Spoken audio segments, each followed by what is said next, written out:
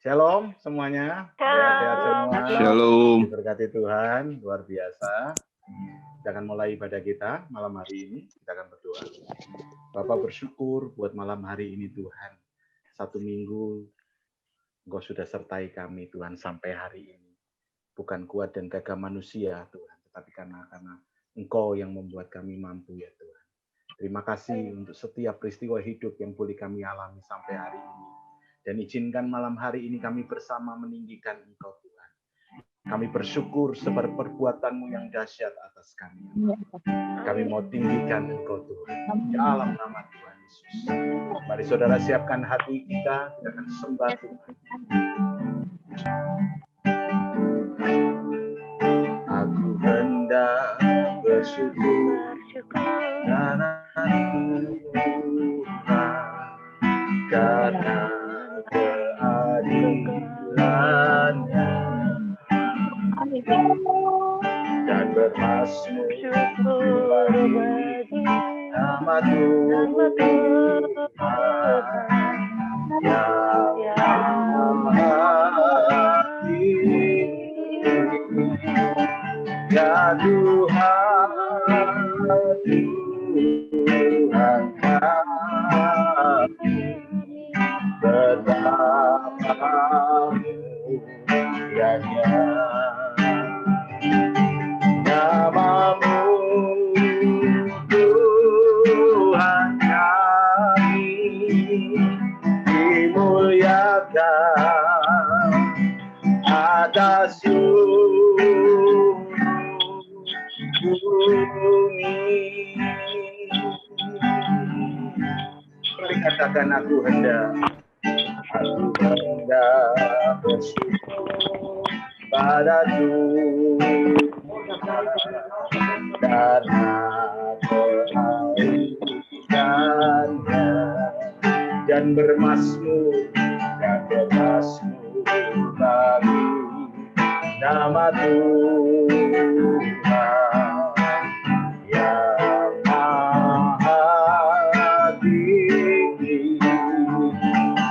Ya Tuhan, Tuhan kami, betapa mulianya nama-Mu Tuhan kami, dimuliakan atas seluruh bumi. Ya Tuhan, ya Tuhan, Tuhan kami, betapa mulianya nama-Mu, nama-Mu Tuhan kami, dimuliakan atas seluruh bumi.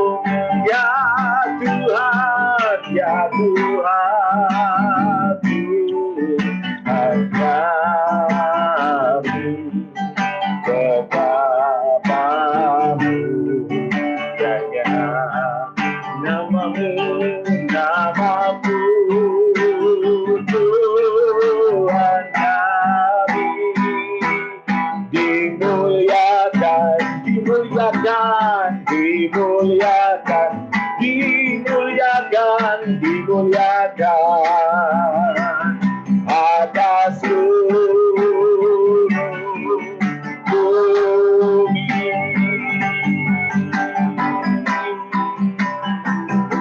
Mari sembah Tuhan, dimuliakan nama-Mu, ditinggikan.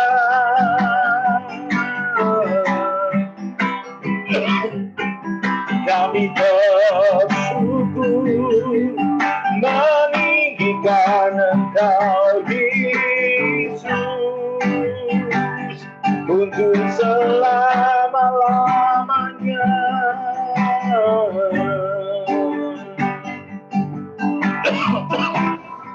Kami bersyukur kami bersyukur.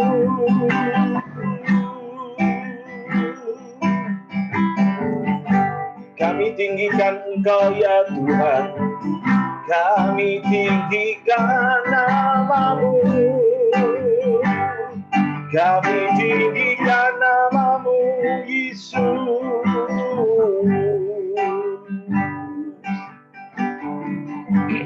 Lewat hidup kami meninggikan Engkau Tuhan. Bahkan lewat perbuatan kami meninggikan Engkau Tuhan. Untuk itu mari Tuhan, berkati setiap kami, mampukan setiap kami menjalani hidup kami dengan benar ya Bapa. Roh Kudus Engkau yang memimpin setiap langkah hidup kami. Dan ajar kami memperkarakan hidup kami di hadapan-Mu senantiasa ya Tuhan. Malam hari ini pun kami memperkarakan hidup kami di hadapan-Mu ya Bapa. Terima kasih ya Tuhan, terima kasih.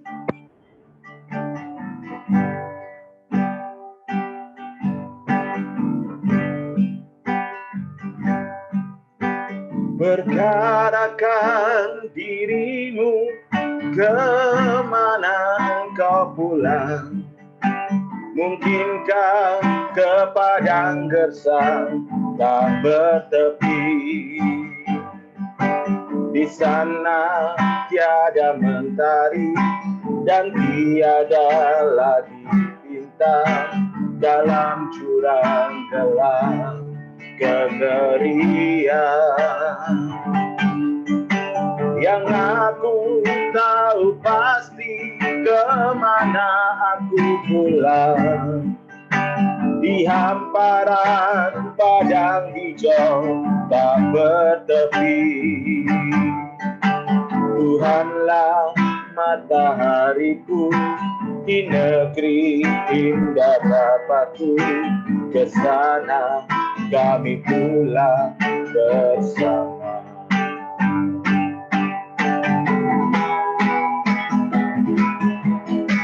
Berkatakan dirimu, kemana engkau pulang?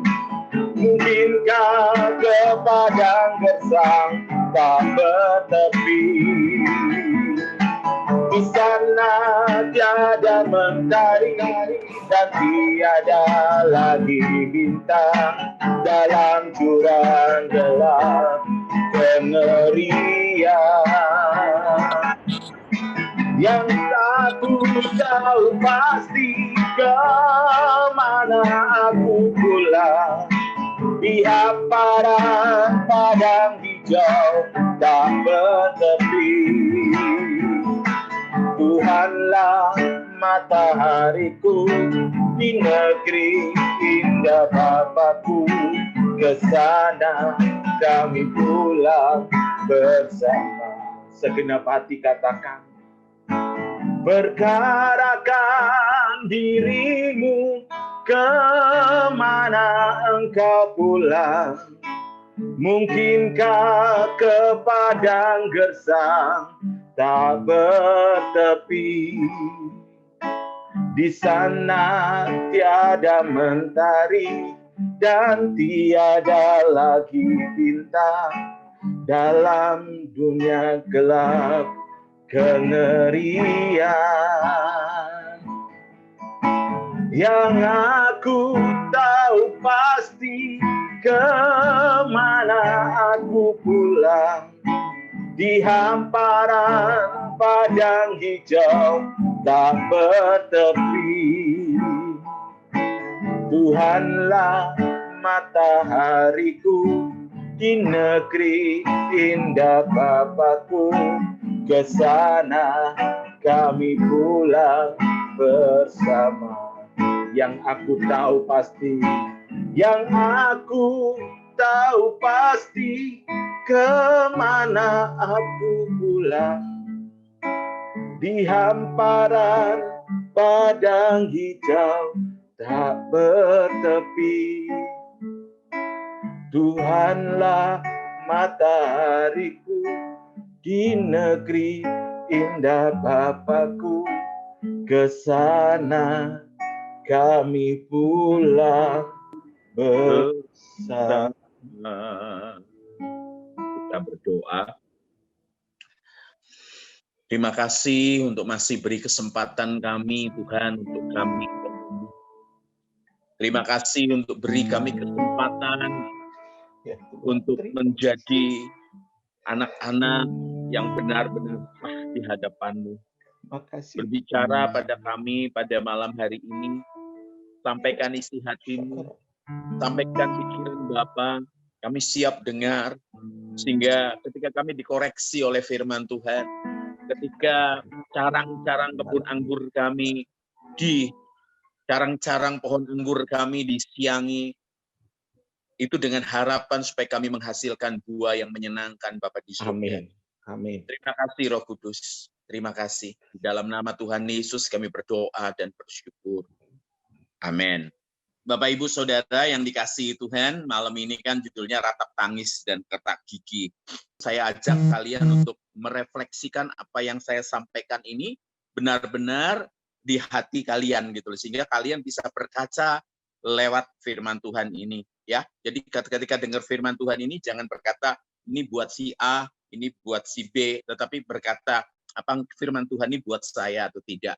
Bapak Ibu Saudara yang dikasihi Tuhan, adik-adikku, minggu ini kita ramai sekali mengenai pemilu Amerika Serikat. Pemilu ini lawannya Trump dengan Biden, Saudara.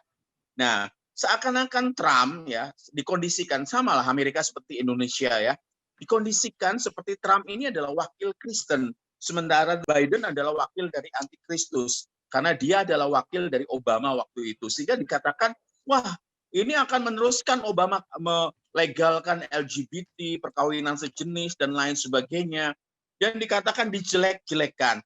Mereka lupa kalau itu politik, dan banyak kalau kita melihat ada pendoa syafaat yang bernubuat dan lain sebagainya selalu di-highlight waspada antikristus, sehingga pada saat Biden menang ya orang-orang langsung bicara waspada antikristus, waspada antikristus. Padahal kalau kita mau jujur, yang namanya stigma antikristus itu sudah dari dulu ya, sudah dari dulu, mulai dari Paus, Gorbachev, ya Ronald Reagan, Obama, selalu dikatakan seakan-akan antikristus.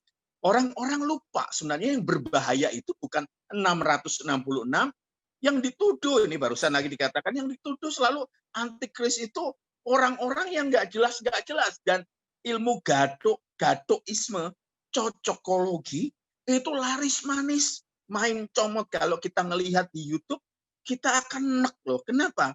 Ya, karena jelas orang yang khotbah itu, yang memaparkan mengenai akhir zaman itu hanya mencomot ayat Alkitab untuk dicocokkan dengan berita yang ada di internet gitu loh. Sehingga ada ketakutan besar mengenai antikristus ya. Padahal kalau dilihat dari berbahayanya, yang berbahaya bukan 666 loh. Kalau yang Alkitab tulis yang berbahaya apa? Wahyu 17 ayat 1 dan 2. Coba perhatikan sungguh-sungguh. Ini jauh lebih berbahaya daripada sekedar 666. Wahyu 17 ayat 1 dan 2. Lalu datanglah seorang dari ketujuh malaikat yang membawa ketujuh cawan itu dan berkata, mari ke sini, aku akan menunjukkan kepadamu utusan atas pelacur besar yang duduk di tempat yang banyak airnya. Ayat 2, dengan dia pelacur besar itu, ya, raja-raja di bumi telah berbuat cabul dan penghuni-penghuni bumi telah mabuk oleh anggur percabulannya. Apa ini gitu loh. Banyak orang Kristen nggak tahu apa ini gitu loh. Kalau kita ngerti apa ini yang dikatakan apa? Yang kita sering bilang cinta akan uang. Inilah yang dinamakan kemakmuran. Dengerin loh.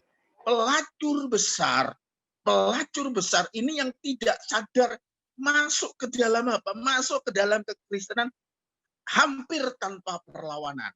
Makanya banyak orang yang mengajarkan kalau ikut Tuhan Yesus itu jalannya mudah.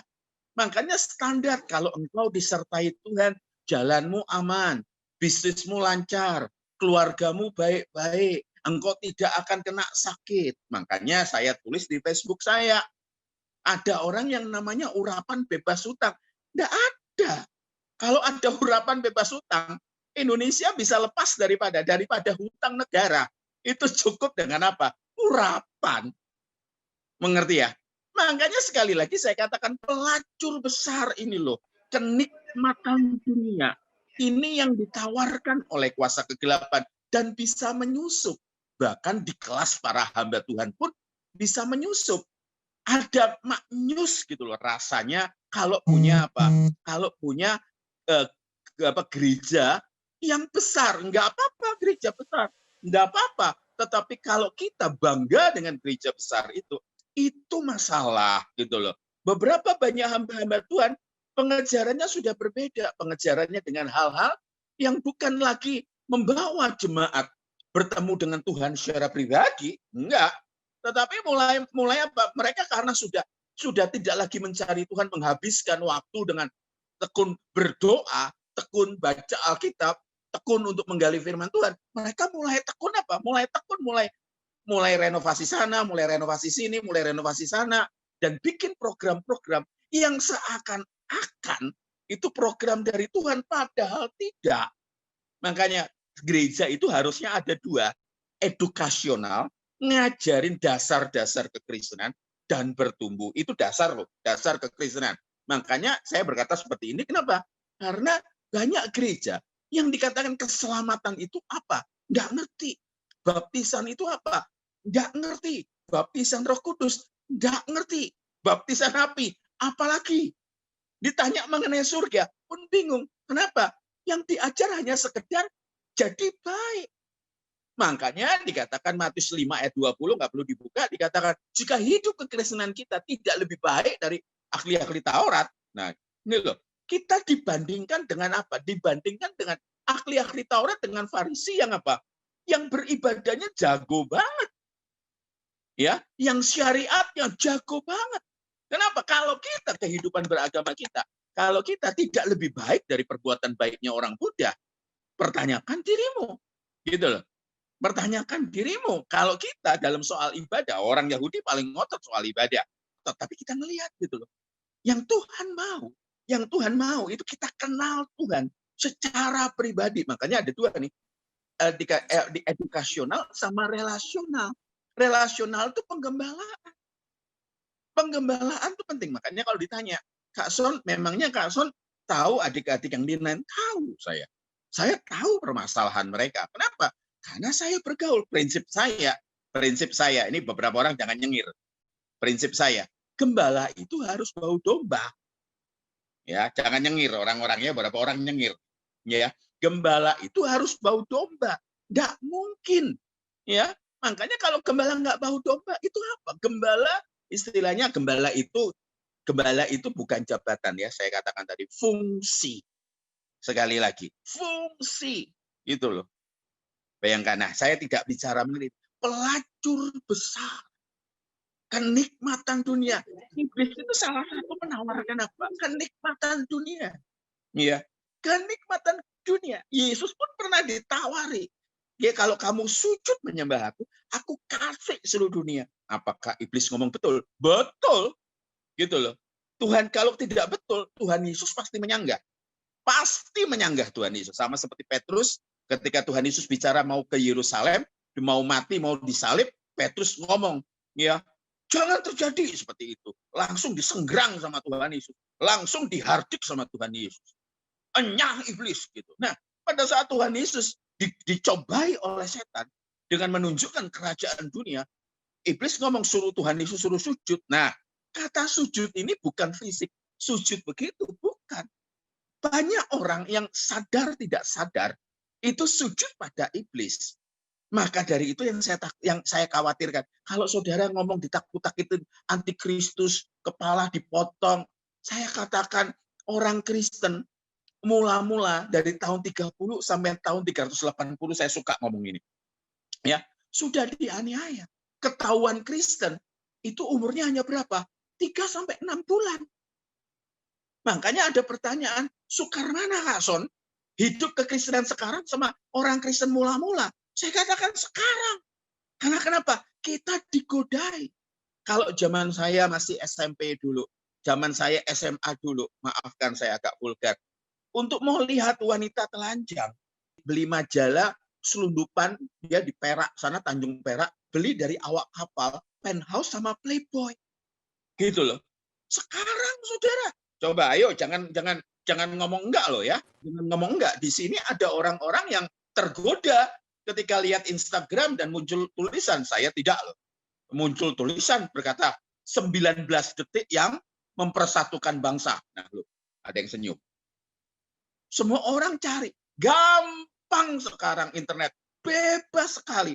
Dan kita sendiri selalu datang kepada Tuhan dan berkata, ampuni aku Tuhan, ampuni. Makanya kata bertobat itu jadi dekadensi. Apa dekadensi? Turun nilainya. Kata bertobat itu di dalamnya ada komitmen untuk tidak mengulangi lagi. Kenapa? Karena yang kau korbankan adalah darah Yesus. Makanya saya tidak suka ketika orang-orang bilang apa? Saya tidak suka ketika orang-orang bilang kapok lombok. Tomat, ya, habis tobat kumat. Nggak bisa. Makanya kita harus betul-betul komitmen. Banyak orang yang tidak sadar bow down di depannya altarnya setan. Dengan cara apa? Keangkuhan hidup, keinginan daging sama mata. Itu loh. Nah, kita ngelihat, jadi yang ditakutkan itu yang bunuhnya pelan-pelan itu. Kalau antikris sih tak hilang. Ini tidak benar ya. Satu ketika saya akan bicarakan mengenai kitab Wahyu. Ini tidak benar dikatakan dipasang chip. Lupa kalau pasal berikutnya di dahinya orang percaya juga ada itu. Kenapa mau ditakutin nanti Kristus itu? Itu polanya tokoh nasional yang ribut di mana di Jakarta. Nggak usah ditakutkan kalau kita mati ya matilah. Kita langsung ada di pangkuan Bapa di surga. Tetapi yang paling ngeri kalau kita dibunuh diam-diam. Dibunuh diam-diam dan kita tidak berasa sampai satu ketika apa yang menurut kita tidak, yang menurut yang kita percaya tidak benar sebenarnya kita melakukan, hanya dibuat apa? Diturunkan levelnya. Makanya pengajaran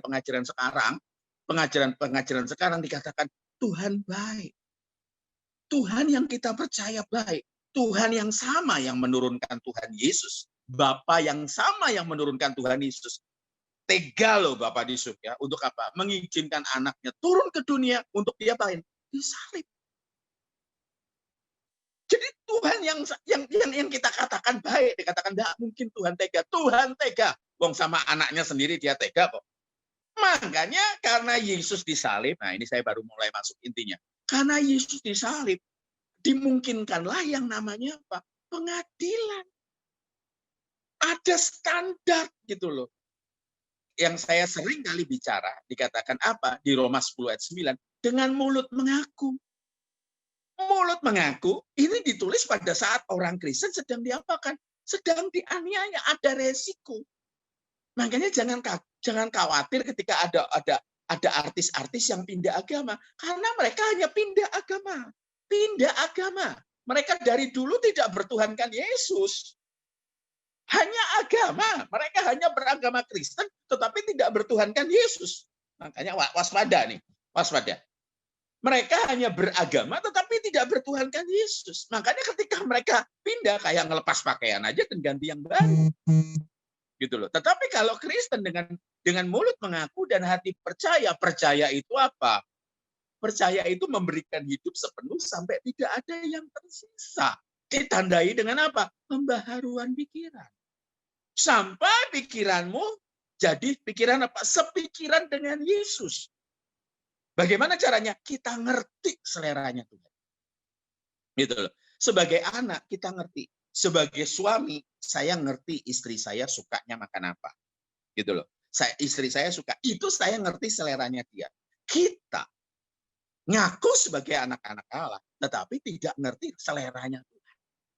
Makanya kalau kita semakin kita dalam ke Tuhan, ya, semakin kita dalam ke Tuhan, kita enggak tanya yang hitam putih, enggak kan tanya. Misal, Kak, boleh enggak pacaran yang tidak seagama?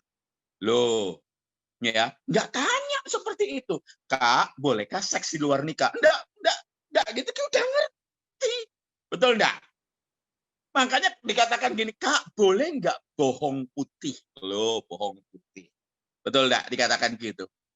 Makanya banyak orang-orang yang akhirnya terjebak di situ. Kalau kita ngerti seleranya Tuhan, itu luar biasa. Makanya Tadi kan Semi kan nyanyi, perkarakan dirimu kemana engkau pulang. Maksudnya apa sih kata-kata perkarakan diri?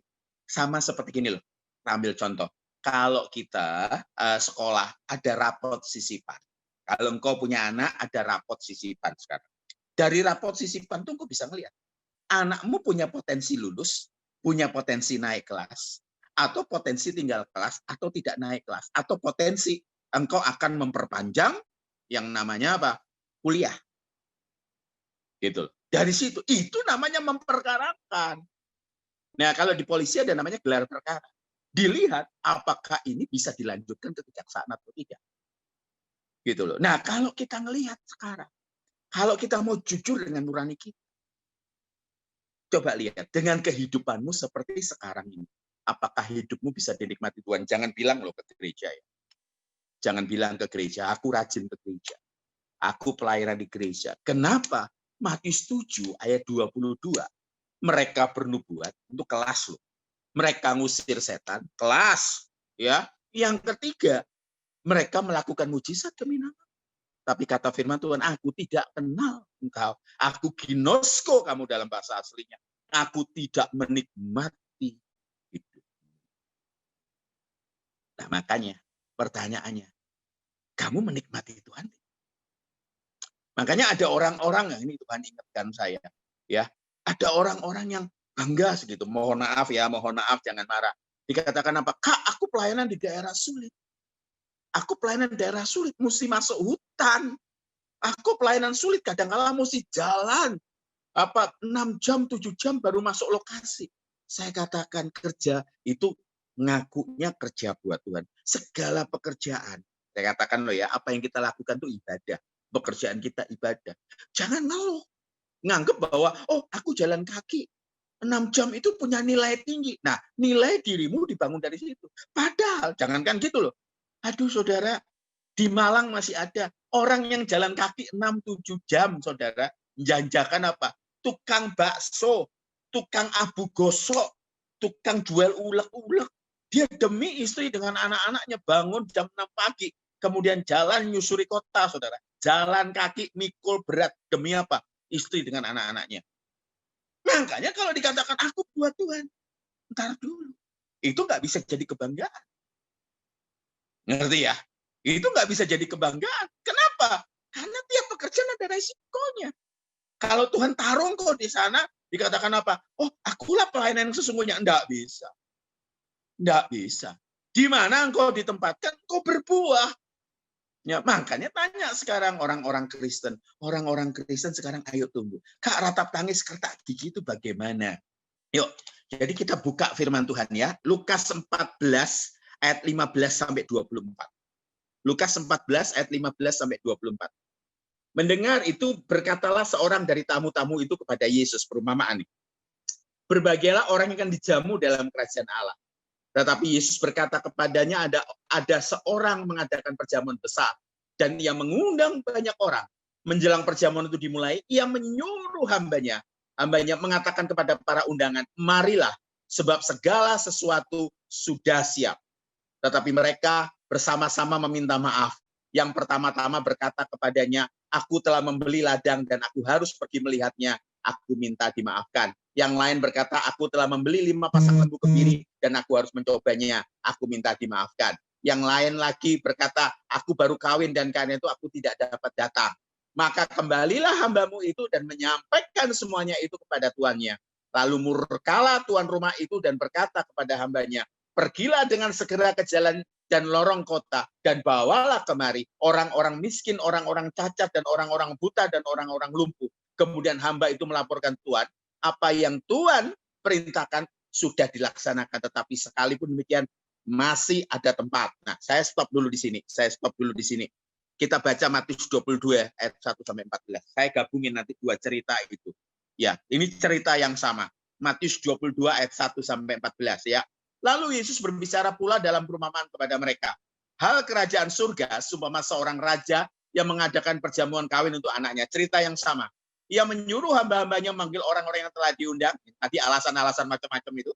Yang kawin lah, yang beli tanah lah, terus yang beli lembu kebiri, ya, dan katakan apa? Tetapi orang-orang itu tidak mau datang. Ia menyuruh hamba-hamba lain, pesannya katakanlah kepada orang-orang yang diundang itu, sesungguhnya hidangan telah kusediakan, lembu-lembu jantan dan ternak piaraanku telah disembelih, semuanya telah tersedia. Datanglah ke perjamuan kawin ini. Tetapi orang-orang yang diundang, ini bicara mengenai keselamatan, diundang itu tidak mengindahkannya. Ada yang pergi ke ladangnya, ada yang mengurus usahanya, dan yang lain menangkap hamba-hambanya itu menyiksa dan membunuhnya. Ini tentang keselamatan, akhirnya Yesus turun. Ini refleksi dari kehidupan Yesus. Maka murkalah raja itu lalu menyuruh pasukannya ke sana untuk membinasakan pembunuh-pembunuh itu dan membakar kota mereka. Sesudah itu ia berkata kepada hamba-hambanya, perjamuan kawin telah tersedia, tapi orang-orang yang diundang tadi tidak layak untuk itu. Sebab itu pergilah ke persimpangan-persimpangan jalan dan undang setiap orang yang kamu jumpai ke sana, di sana, ke perjamuan kawin itu. Maka pergilah hamba-hamba itu dan mereka mengumpulkan orang yang dijumpainya di jalan-jalan, orang-orang jahat dan orang-orang baik, sehingga penuhlah ruangan perjamuan kawin itu. Nah, ayo saya jelaskan. Ini bicara mengenai keselamatan, saudara-saudaraku. Ini bicara mengenai keselamatan. Tuhan ngasih perumpamaan mengenai perjamuan kawin. Itu refleksi dari kitab Perjanjian Lama. Ya, refleksi dari kitab Perjanjian Lama. Keselamatan itu untuk semua orang. Nah, perjamuan kawin. Perjamuan kawin. Sebelum perjamuan kawin ada orang-orang yang diundang beralasannya banyak. Ya, ada yang beli tanah. Lucu kalau kita lihat di Lukas tadi. Beli tanah tetapi belum melihatnya. Di mana-mana kalau beli tanah pasti ngelihat. Kedua, dikatakan beli lembu kebiri. Untuk apa? Membajak, belum dicoba. Itu aneh. Yang ketiga, ya baru menikah. Orang baru menikah, di grup ini ada yang baru menikah, ya. Baru menikah, nggak mungkin kalau pasangannya nggak dipamerkan ke orang lain. Makanya banyak dari zaman dahulu sampai sekarang orang-orang yang namanya beralasan itu amat sangat banyak. Amat sangat banyak yang beralasan. Kalau Kak Son ngomong ya, mungkin agak tajam, agak kasar dikit. Pakaian cangkem. Gitu loh. Orang Kristen itu banyak mulut, banyak alasan. Dikatakan tidak punya waktu untuk ketemu Tuhan. Siapa bilang tidak punya waktu? Sekarang di pandemi ini, di pandemi seperti ini, justru waktu melimpah. Saudara, saya barusan dari Jogja sama istri saya, ya. Di Jogja itu wisatawan itu meludak. Salah satu ketika saya tanya, Mas, kenapa kok ke sini? Nah, iya, sekarang sekolah online. Jadi anak saya bisa juga di kelas sambil apa? Sambil ngelihat laptop, sambil saya liburin. Loh, kan luar biasa. Padahal buat saya, waktu ini disediakan, selama pandemi ini disiapkan. Ini waktu kita redeem, waktu yang ada, kita manfaatkan dengan sungguh-sungguh. Jadi kita nanti dalam pengadilan nggak bisa pakai alasan. Tuhan nggak punya waktu. Ada waktu. Kapan? COVID. Betul nggak sekarang?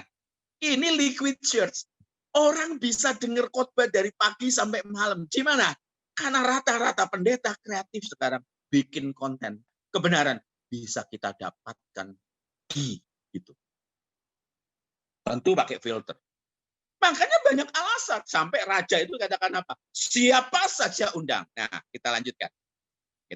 Ini menarik sekali. Saya senang di sini ada beberapa gembala yang datang, hormat saya dengan beliau-beliau gembala. Nah, ketika raja itu masuk untuk bertemu dengan tamu-tamu, ia melihat seorang yang tidak berpakaian pesta. Heran gitu loh. Diundang. Kalau kita ngerti ya, orang kalau tunangan itu sudah persiapan menikah.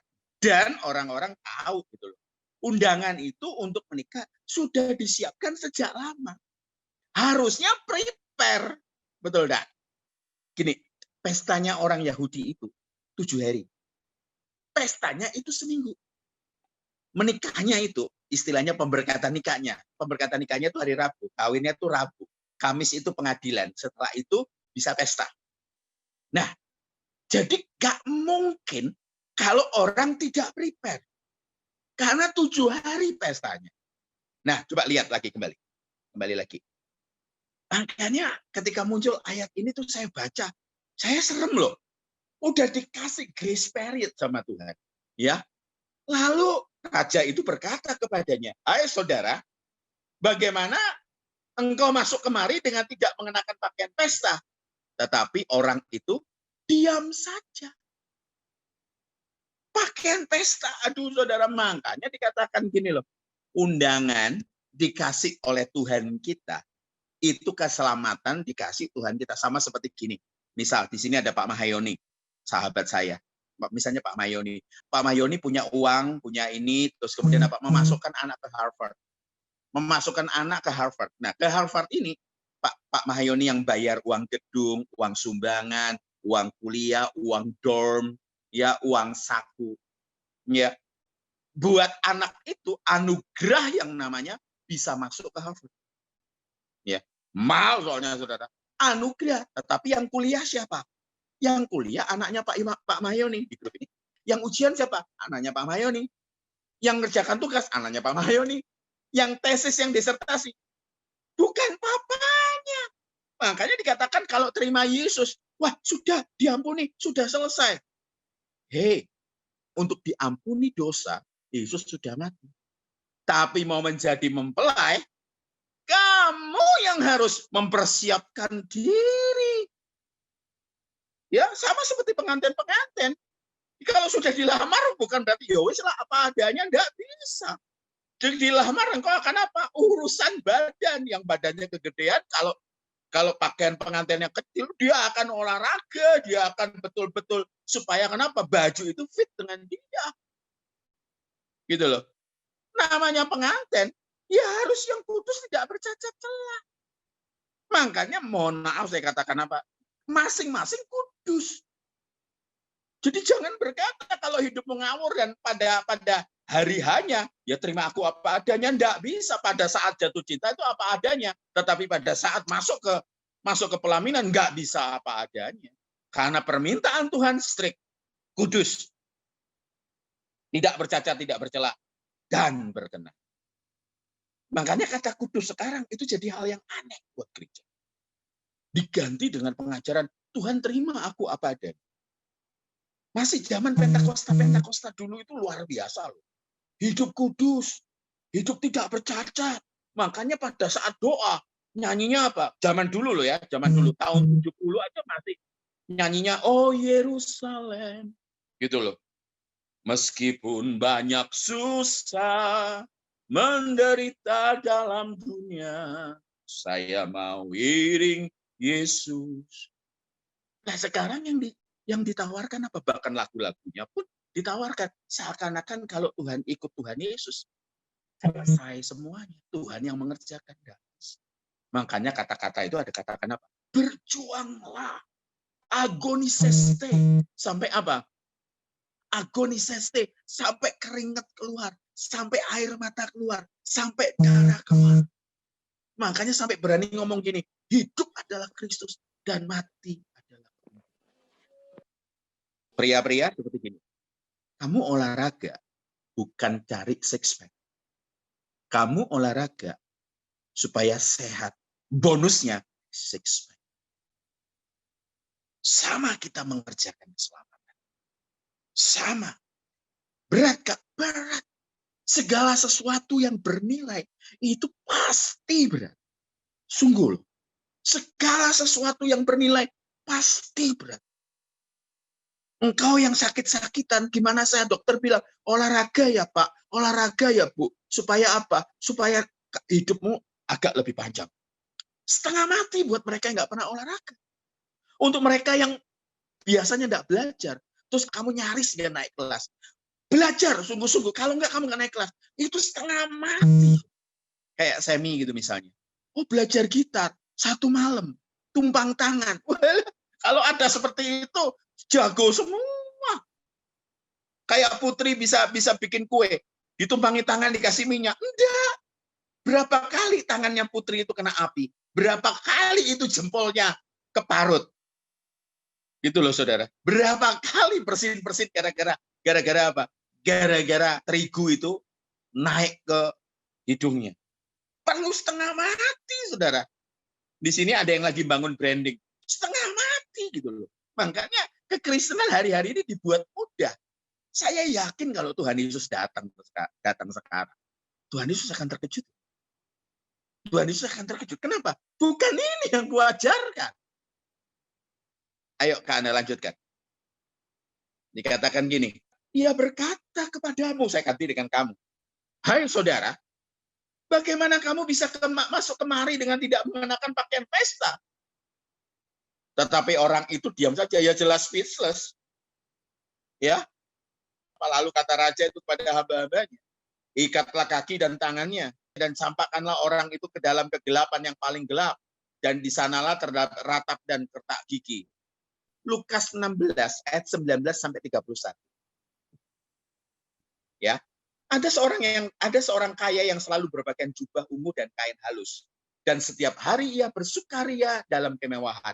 Dan ada seorang pengemis bernama Lazarus, badannya penuh dengan borok, berbaring dekat pintu rumah orang kaya itu, dan ingin menghilangkan laparnya dengan, ingat loh ya, dia tidak minta-minta loh, dia tuh nunggu menghilangkan laparnya dengan apa yang jatuh dari meja orang kaya itu.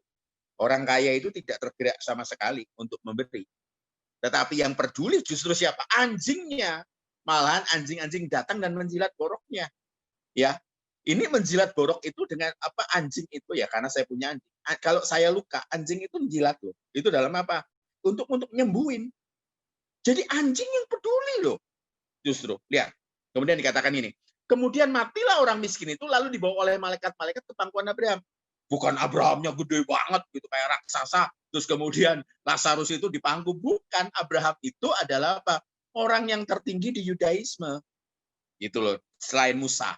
Intinya dia ada di tempat yang paling nyaman dengan paling terhormat. Dengar ya. Orang kaya itu juga mati, ya. Lalu coba perhatikan 16 ayat 22 ya. Kemudian matilah orang miskin itu, lalu dibawa oleh malaikat-malaikat. Yang disebut malaikat loh, keren. Bukan hanya malaikat, tetapi ganda nih. Malaikat-malaikat atau jamak malaikat-malaikat. Yang 23, orang kaya itu juga mati, lalu dikubur. Nggak ada peristiwa disebut malaikat, saudara. Ya. Dan sementara ia menderita sengsara di alam maut, Hades, saudara. Ya. Ia memandang ke atas dan dari jauh dilihatnya Abraham dan Lazarus duduk di pangkuannya, tempat nyaman dan terhormat. Lanjut ke Anda. Makanya seringkali orang terlupa di sini ya. Oke. Ini ratap tangis dan kertak gigi kejawab di sini. Lalu ia berseru katanya, Bapak Abraham, kasihanilah aku. Suruh Lazarus supaya ia mencelupkan ujung jarinya ke dalam air. Ini bukan air biasa. Bukan aqua danon yang lagi diprotes orang-orang. Ya, supaya mencelupkan ujung jarinya ke dalam air dan menyejukkan lidahku sebab aku sangat kesakitan dalam nyala api ini. Ini bicara mengenai kesempatan untuk bertobat. Kesempatan ini mengenai kehidupan.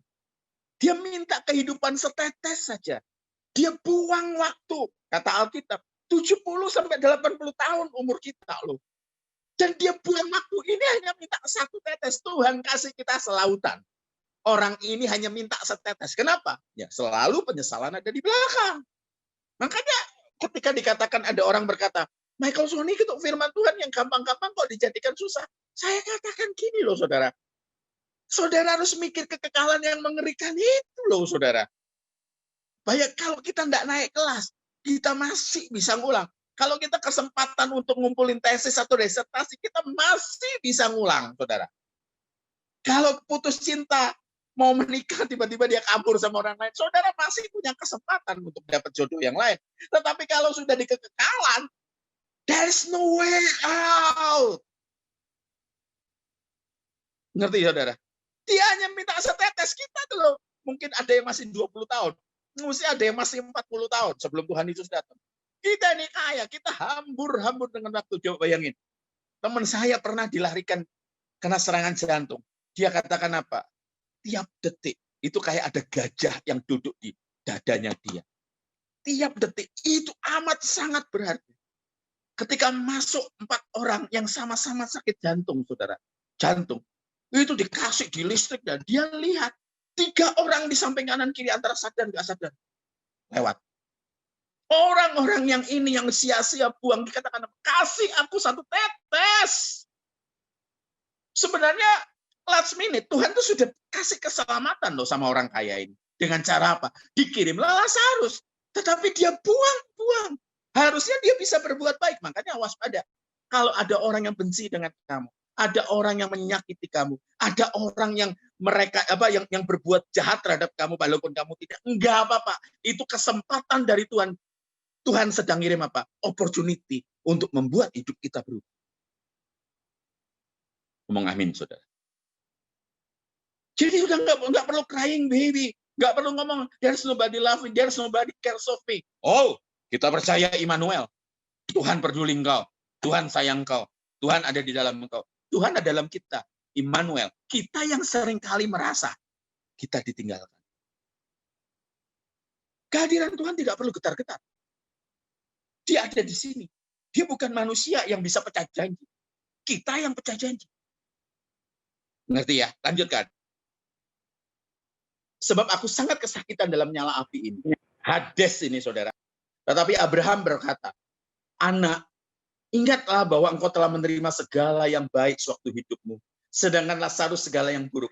Sekarang ia mendapat hiburan dan engkau sangat menderita. Bayangkan. Saya yakin yang namanya Lazarus itu sudah tidak ingat lagi yang namanya penderitaannya.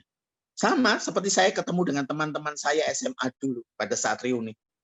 Saya kelas IPA dulu. Kita tidak ada satupun yang membicarakan persoalan fisika, matematika, kimia. Nggak ada. Anak IPS nggak pernah ada yang ngomong soal akuntansi. Nggak ada. Yang dibicarakan adalah apa? Yang lucu-lucu, yang baik-baik.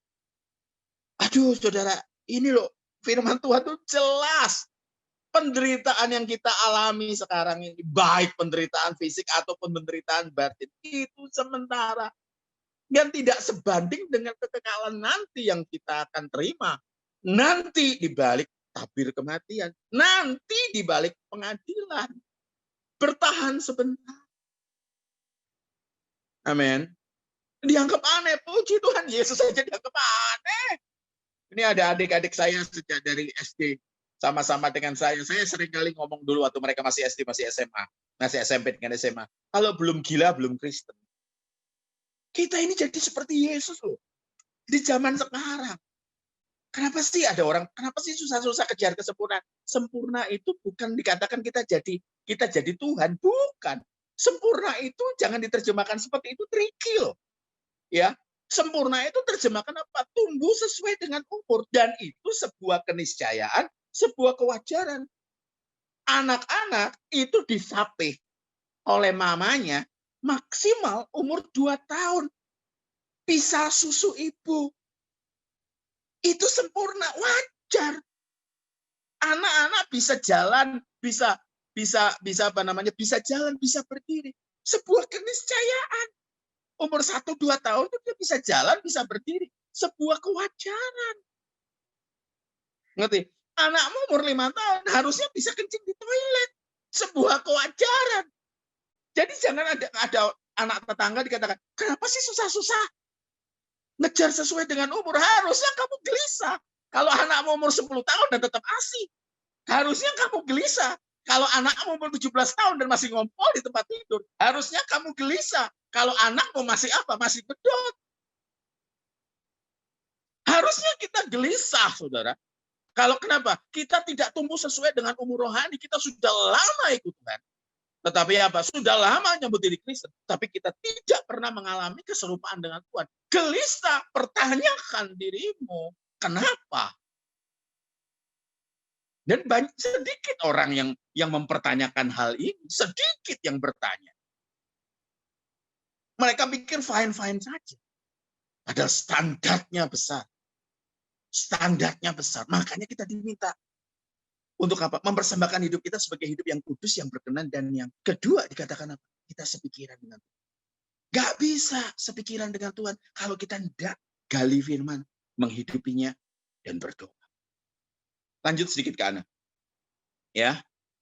Ayat 26. Selain daripada itu di antara kami dan engkau terbentang jurang yang tak terseberangi. Itu sebabnya nggak ada itu. Ada orang mati, ada engkong, ada kakek, ada emak, ada mama yang menampakkan diri udah mati, ya udah nggak bisa gitu loh ya. Yang mau pergi dari sini kepadamu atau mereka yang mau datang dari situ kepada kami tidak dapat menyeberang. Jadi kalau ada orang bilang 40 hari baru nanti engkong akan pamitan, emak akan pamitan, mama akan pamitan. Nggak ada. Alkitab ini ngomong seperti itu. Saya juga dulu pengikut kuasa kegelapan ngerti itu. Yang muncul apa? Yang muncul adalah yaitu daimonia atau iblis yang nyamar gitu loh ya.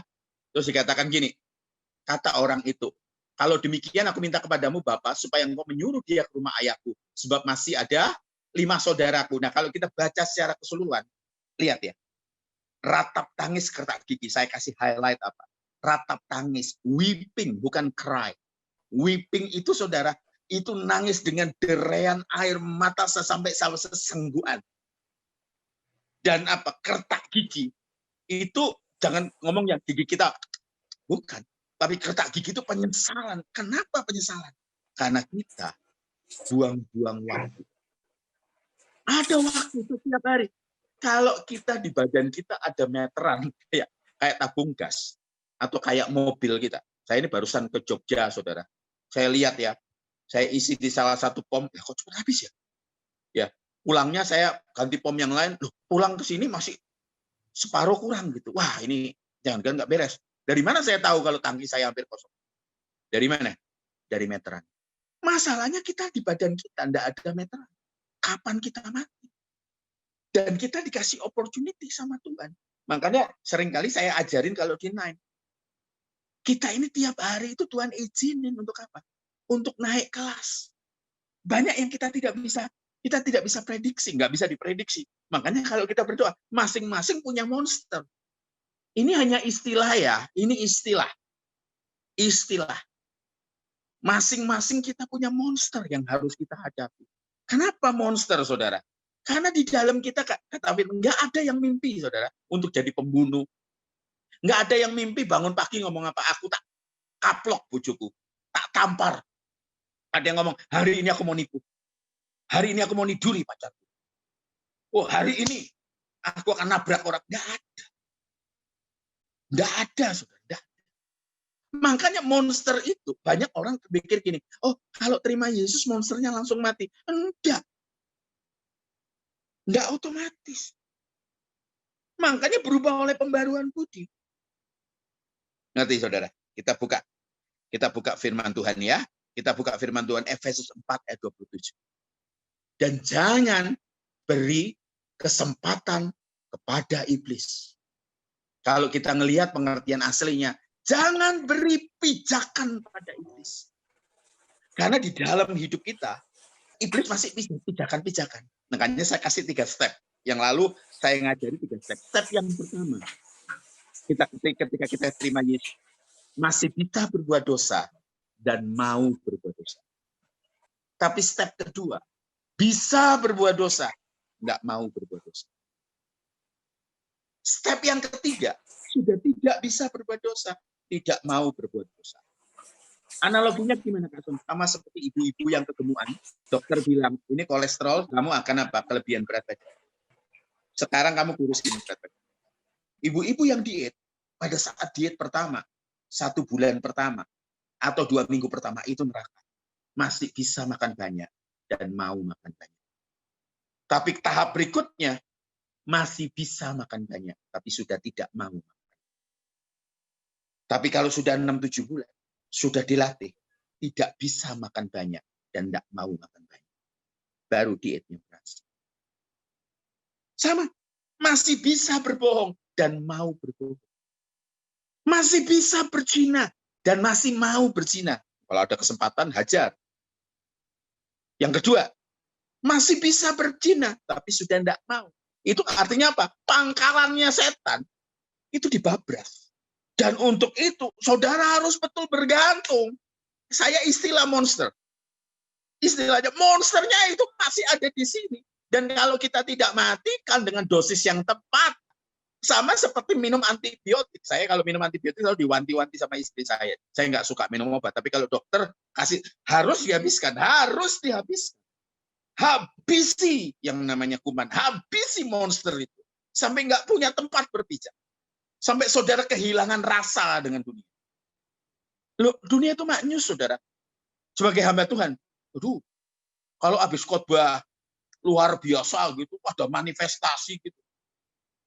Jujur ya, jujur nih, hati itu bisa makwer. Gitu loh, saudara. Maknyus. Tapi sadar, itu bukan punya saya. Itu punya Tuhan. Bayangin, hampir 36 tahun pelayanan. Kalau nanti di sana apa yang saya udah kerjakan nggak ada artinya, waduh. Nangkep ya di sini ya. Jangan beri kesempatan pada iblis, jangan beri pijakan. Latih saudara. Makanya ketika saudara berdoa, Tuhan, aku mau rendah hati, yang datang orang-orang yang Tuhan izinkan opportunity supaya saudara rendah hati. Tuhan mau sabar, Tuhan izinkan. Makanya kesempatan itu, kenapa penyesalan? Kertak gigi itu penyesalan yang tidak kunjung usai. Karena Tuhan kasih kesempatan apa? 2, waktu dan peristiwa. Waktu dan peristiwa. Ada orang yang benci sekali saudara, tanpa alasan saudara dibenci. Tanpa alasan diomong-omongin. Kata dia bilang, saya dengar beberapa orang dalam minggu ini ngomong apa? Kak, aku ditusuk dari belakang. Tuhan Yesus loh saudara. Tuhan Yesus bukan ditusuk dari belakang, ditusuk dari depan dan masih bisa ngampuni loh. Saudara kan ditusuk dari belakang, nggak kelihatan mukanya. Yesus tuh ngelihat ditusuk dari depan, pakai lembing. Dan Tuhan Yesus masih bisa ngampuni kita. Di sini kali ngomong, gue sakit. Itu kan masih masih diizinkan. Dan kalau saudara ketemu dengan orang yang nusuk saudara dari belakang dan mulut manis, ketemu nih, kalau hati saudara masih nyut, gitu, belum selesai. Kalau ada cewek-cewek di sini ketemu dengan mantanmu yang kurang ajar, yang nyelingkuin kamu, yang ninggalin kamu. Kalau kamu masih ketemu di mall dan kamu bilang, oh, tekek iku nang gono, belum selesai. Makanya tanya sekarang, kesempatan. Seringkali kita kan nggak ngerti ada kesempatan gitu. Kita ngelaju baik-baik, mobil kita aman baik-baik, ngeriting tiba-tiba disalip seret gitu. Ketika emosi seret gitu muncul gitu sampai petu Kromo Inggil Surabaya. Ketika ketemu kebun binatang dan taman safari keluar dari mulut kita baru sadar, masih bisa. Alarm harusnya tuh alarm, ternyata kenapa? Jangan nyanyi, ku telah mati dan tinggalkan. Kamu belum mati, kamu zombie. Makanya Kristen yang benar itu makan korban. Kristen yang benar makan korban. Makanya kalau kalian dianggap aneh, dianggap gila, dianggap fanatik, Kak Son, jangan ekstrim. Salah. Harusnya apa? Super ekstrim. Kenapa? Kesempatan kita tuh, makanya kata firman Tuhan, jangan beri kesempatan pada iblis. Efesus 5 ayat 10. Ujilah apa yang berkenan kepada Tuhan. Saya cukup kesulitan untuk ayat ini, sejujurnya. Uji, kenapa? Saya menguji motivasi saya apa gitu. Dulu, kalau habis khotbah saya itu tanya, gimana. Itu masih ada berdesirnya. Kalau ada orang ngomongin, wah khotbahmu bagus gitu. Ada makwer gitu loh. Terus kepala saya, tengkorak saya itu tambah 1 atau 2 senti gitu. Agak melebar gitu. Kalau misalnya Semi main gitar, gitu, orang sampai wah gitu. Ada makwer gitu loh, saudara. Sama seperti gitu. Ini ambil contoh ya, Sam, jangan marah. Seperti itu. Tapi untuk menguji, kalau aku berbuat ini Tuhan senang. Justru pada saat dipuji itu kita lihat. Itu kesempatan dari Tuhan. Makanya kalau ada orang susah datang kepada kita, itu juga kesempatan, itu Lazarus yang dari Tuhan. Ada orang yang bencekno, yang nyakiti kamu, yang nusuk dari belakang, yang meludahi kamu, yang rasan-rasan kamu, yang ngomongin kamu dari belakang. Itu kesempatan supaya kenapa? Melihat apakah masih ada topon atau enggak, masih ada pijakan, apakah masih ada kesempatan iblis untuk berjaya kembali dalam kehidupan kita. Ingat. Iya. Jadi kalau sampai David di sana, di Ambon sana dikatakan, kamu berubah, David. Oh, orang dulu ya, gue tembak sama senapan babi, ini bisa. Tapi dia memutuskan berbeda. Amin. Yohanes 15 mengenai pokok anggur dan carang-carangnya. Saya ngelihat pada saat COVID, sejak dari Februari sampai sekarang, anak-anak Tuhan yang punya potensi untuk berbuat dipapras, dihabisi. Orang-orang itu ada yang namanya Timo, orang-orang itu ada yang namanya David, orang-orang itu ada yang namanya Semi, orang-orang itu yang ada namanya Miko, orang-orang itu ada siapa namanya Laura, ada Elsa, ada itu orang-orang dia perhadapkan apa? Diperhadapkan kemustahilan, diperhadapkan situasi di mana no way out. Dan kita itu diajar sama Tuhan. Diajar sama Tuhan, diperhadapkan sama Tuhan bagaimana kamu menyelesaikan masalah. Saya nangis ketika di WA sama Timo. Bagaimana keluarga ini menghadapi gelombang besar pada saat COVID ini. Saya tahu, karena adik-adik saya pasti tahu. Makanya saya ngajak beberapa orang-orang yang mau serius untuk tumbuh bersama, masuk ke 0817520005 kali. Supaya kita tumbuh bareng. Saya tidak minta apa-apa, tidak minta uang dari saudara. Makanya sekali lagi yuk katakan, tumbuh bareng. Makanya, aduh saudara, kelihatannya saudara tidak elok. Daun-daun saudara lenyap. Kemudian apa dipotong jadi gundul. Tapi justru Tuhan lihat, ketika saudara digundul itu carang itu adalah carang yang akan berbuah. Yang nggak berbuah dipotong, nggak diperduliin sama Tuhan. Makanya lagu yang ketika saya ngomong ini di telinga saya ada, bila kau izinkan sesuatu terjadi, ku percaya semua untuk kebaikan. Roma 8:28, naiklah hanya orang-orang yang mau gelar S1, yang ujian skripsi, S2, tesis, S3, disertasi. Nggak mungkin kamu yang baru semester 1 langsung masuk tesis. Nggak bisa. Jadi Tuhan sesuai takaran. Makanya lagu yang paling mengerikan buat saya katakan apa? Jadikan aku indah. Perempuan tahu toh kalau indah itu bagaimana? Dipapras, dicutii. Ya. Tapi hasilnya saya nggak nemuin padanan dalam bahasa Inggris ataupun bahasa Indonesia. Manglingi. Sampai orang akan terkejut. Siapa kamu? Karena betul-betul berbeda. Perubahan yang tangible, yang orang bisa ngelihat sampai pegang tanganmu, katakan kamu berubah. Aku ikut kamu. Ini katakan, Kak, kalau kita nggak bisa bersenang-senang. Saya dengan berat hati ngomong, kalau saya liburan, kalau istri sama anak-anak saya nggak bersenang-senang, saya nggak senang. Demikian, kalau Tuhan nggak senang, saya nggak patut senang. Karena kesenangan saya simpan. Di mana? Wahyu katakan, langit baru, bumi baru. Saya simpan kesenangan. Sungguh, saudara. Negeri tanpa air mata.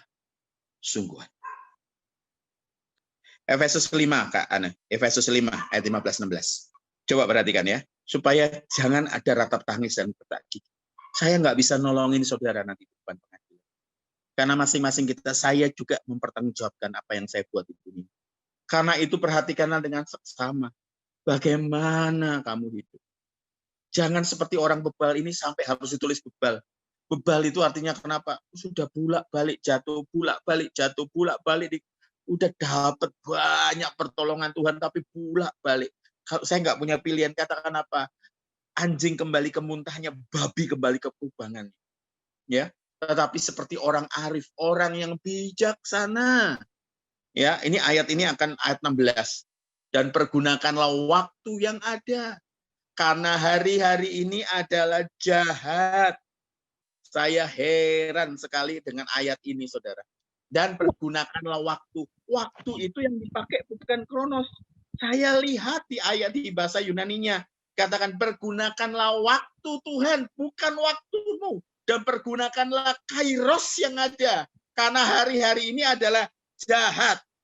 Saya kaget kata jahat itu. Sama dengan apa? Mengenai roh-roh jahat. Jadi betul lah ini. Katakan apa?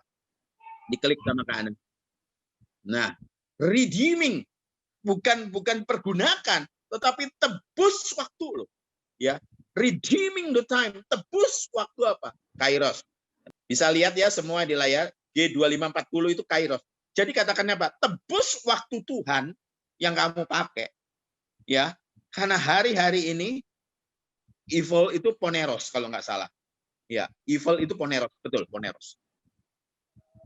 Jadi nggak main-main loh. Ini bahasa aslinya. Luar biasa. Kalau kita percaya Tuhan, waktu kita bukan kita lagi. Punya Tuhan. Makanya dikatakan tebus waktunya. Waktu siapa? Waktu yang Tuhan yang kamu punya. Kamu hanya punya limited. Kamu punya kehidupan yang masih banyak.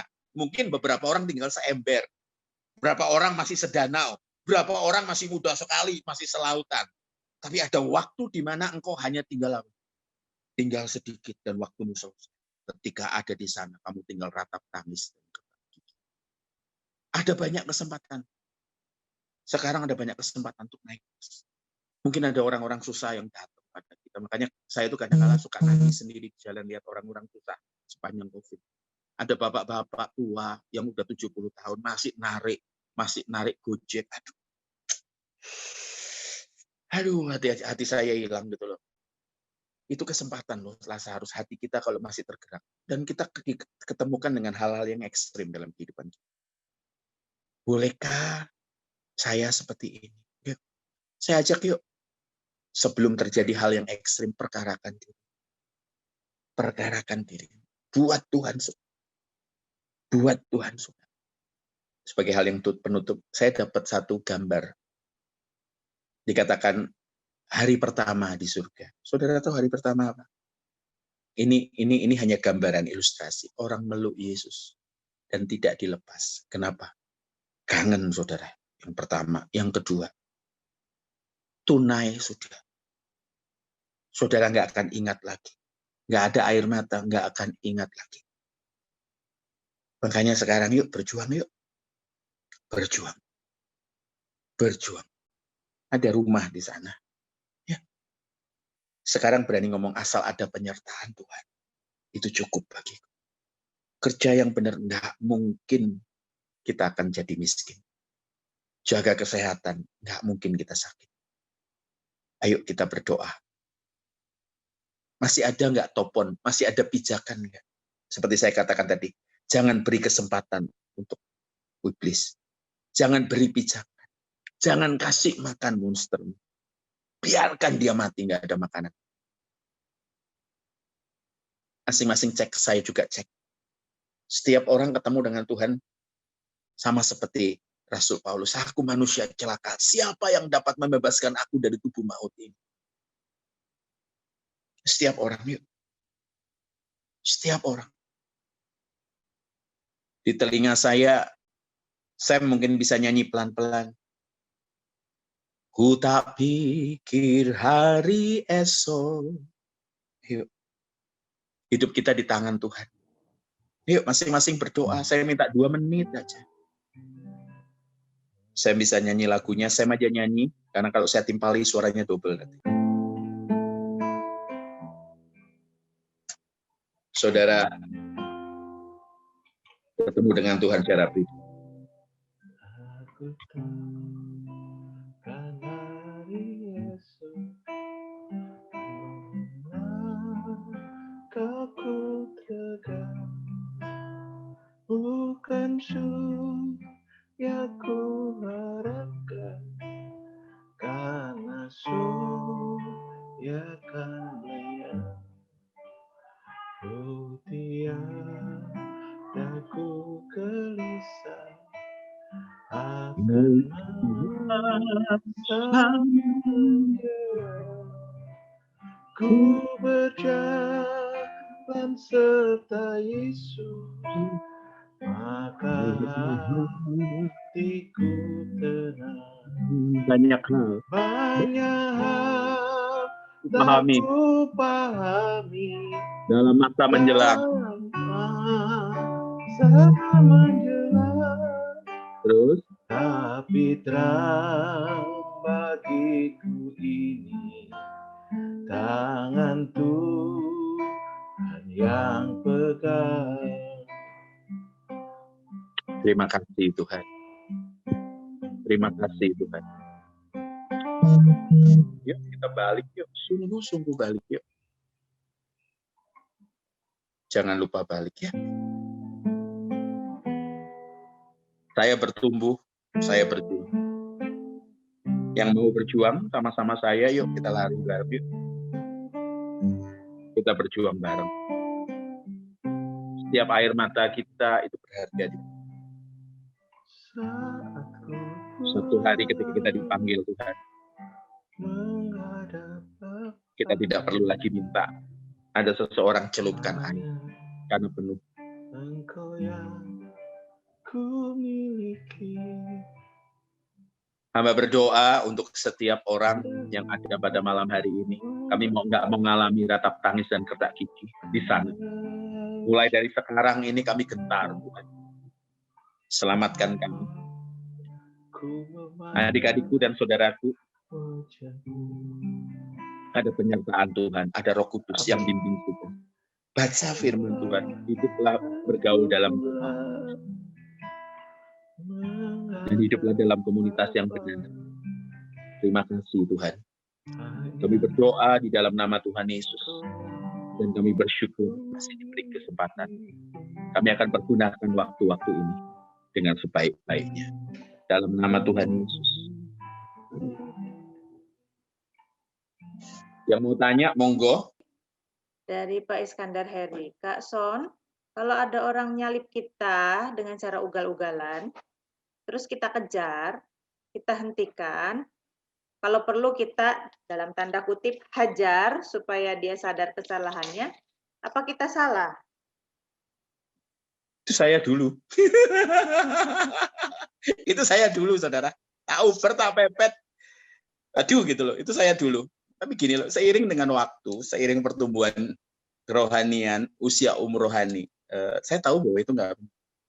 Makanya kata firman Tuhan kan jelas, jangan balas kejahatan dengan kejahatan. Makanya saya geli sendiri, karena itu saya dulu. Karena tahu. Saya pernah ngeri juga ketika anak saya bilang, Pak, ingat loh, apa ini pelayanan? Langsung diem saya. Jadi nggak pantas untuk kita melakukan gitu. Kalau di kampung dia kecepatan tinggi ya kita ingatkan. Tapi kalau sampai menghajar dan lain sebagainya, kayaknya enggak. Itu barusan ada Harley, kelompok Harley menghajar dua tentara. Kayak gitu. Hanya gara-gara diingetin. Nah, saya tambahkan ya. Jadi begini. Ketika kita di jalan, kita sama-sama pengguna jalan, kita tidak punya otoritas di situ. Yang punya otoritas adalah Pak Polisi. Dan ini bisa terjadi dalam situasi apa saja. Dalam situasi apa saja, entah itu misalnya di gereja, entah itu dalam kehidupan bermasyarakat, entah itu dalam kehidupan bersaudara, dengan kerabat, keluarga. Nah, ketika kita melihat ada sesuatu yang salah, kita mesti pertanyakan diri dulu sama Tuhan. Apakah memang itu adalah bagian kita untuk menegur? Kalau enggak, kita lebih baik tidak usah menegur. Kecuali kalau misalnya kita punya otoritas itu. Misalnya gini, kita sebagai orang tua punya otoritas untuk menegur anak. Polisi di jalan punya otoritas untuk menegur pengendara. Tetapi kalau sesama pengendara, ya kalau kita tegur bisa jadi nantinya jadi berkelahi gitu. Sama dengan di keluarga, di saudara juga seperti itu. Kadang dia merasa lebih tinggi tingkatannya atau merasa lebih berarti karena punya harta atau punya gelar dan sebagainya. Ketika ditegur malah jadi semakin buruk. Soal dalam tanda kutip hajar itu bisa jadi misalnya ya dimarahin ya, dihukum istilahnya kan ya, dihukumnya itu belum tentu ditonjokin bukan apa, tapi kita marah itu pun menghukum. Nah, firman Tuhan katakan kita jangan menghakimi. Maksud menghakimi di dalam penghakiman itu pasti ada putusan. Nah, masalahnya itu tadi kan kita kan bukan hakim gitu. Ketika kita dikatakan jangan menghakimi, kita bukan membiarkan bahwa sesuatu yang salah itu terjadi atau excuse atau permisif dengan sesuatu yang salah. Salah tetap salah. Tetapi kita tidak menghukum karena kita bukan Tuhan. Kita bisa menilai ini salah, ini benar. Tetapi kita tidak menghukum. Kita tidak menghajar. Karena setiap ukuran yang kita pakai untuk mengukur orang lain akan diukurkan kepada kita. Tuhan bilang seperti itu. Ya, ukuran yang kamu pakai untuk mengukur orang, ketika kamu katakan itu salah dan kamu menghukum, maka itu akan diukurkan kepada kita. Misalnya gini, kita bilang misalnya seperti ini. Misal, di gereja itu pendetanya nggak baik itu. Kenapa? Ya pendetanya nggak baik, masih suka nggak ramah, misalnya seperti itu. Ramahnya misalnya sama orang-orang tertentu yang akrab aja sama dia. Nah, pendeta yang seperti itu tuh pendeta yang nggak baik, misalnya seperti itu.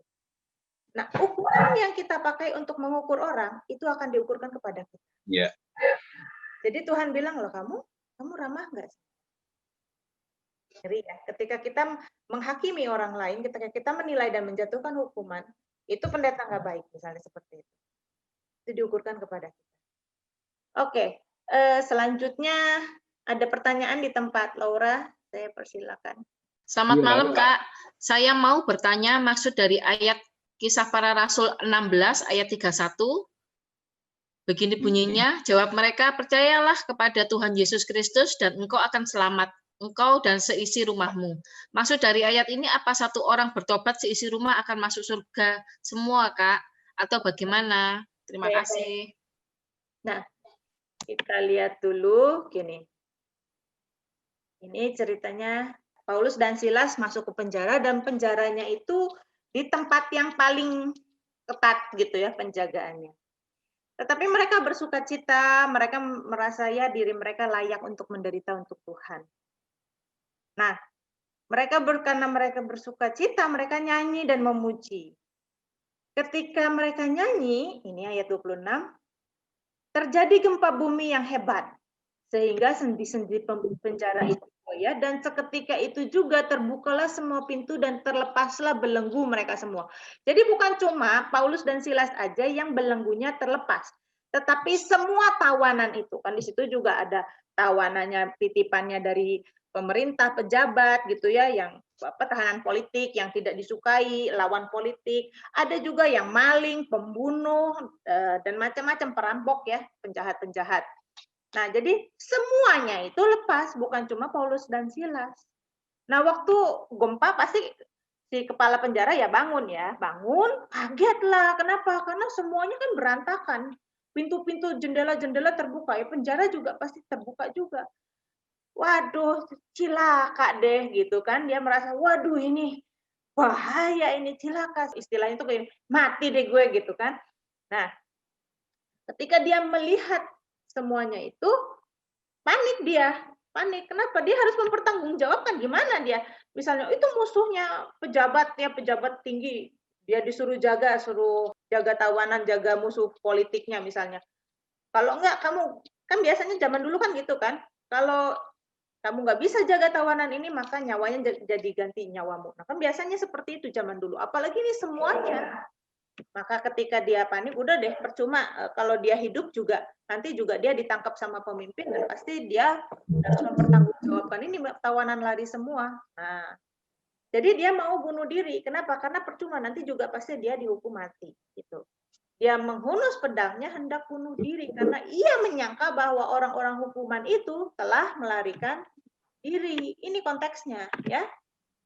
Panik dia, kaget, waduh, udah hilang akal. Ayat 28, Paulus berseru, jangan celakakan dirimu, sebab kami semuanya masih ada di sini. Kepala penjara itu menyuruh, membawa Saulus lalu berlari masuk dan gemetar. Dengan gemetar tersungkurlah ia di depan Paulus dan Silas. Ia mengantar mereka keluar sambil berkata, Tuan-tuan, apa yang harus aku perbuat supaya aku selamat? Jawab mereka, percayalah kepada Tuhan Yesus Kristus dan engkau akan selamat, engkau dan seisi rumahmu. Lalu mereka memberitakan firman Tuhan kepadanya dan kepada semua orang yang ada di rumahnya.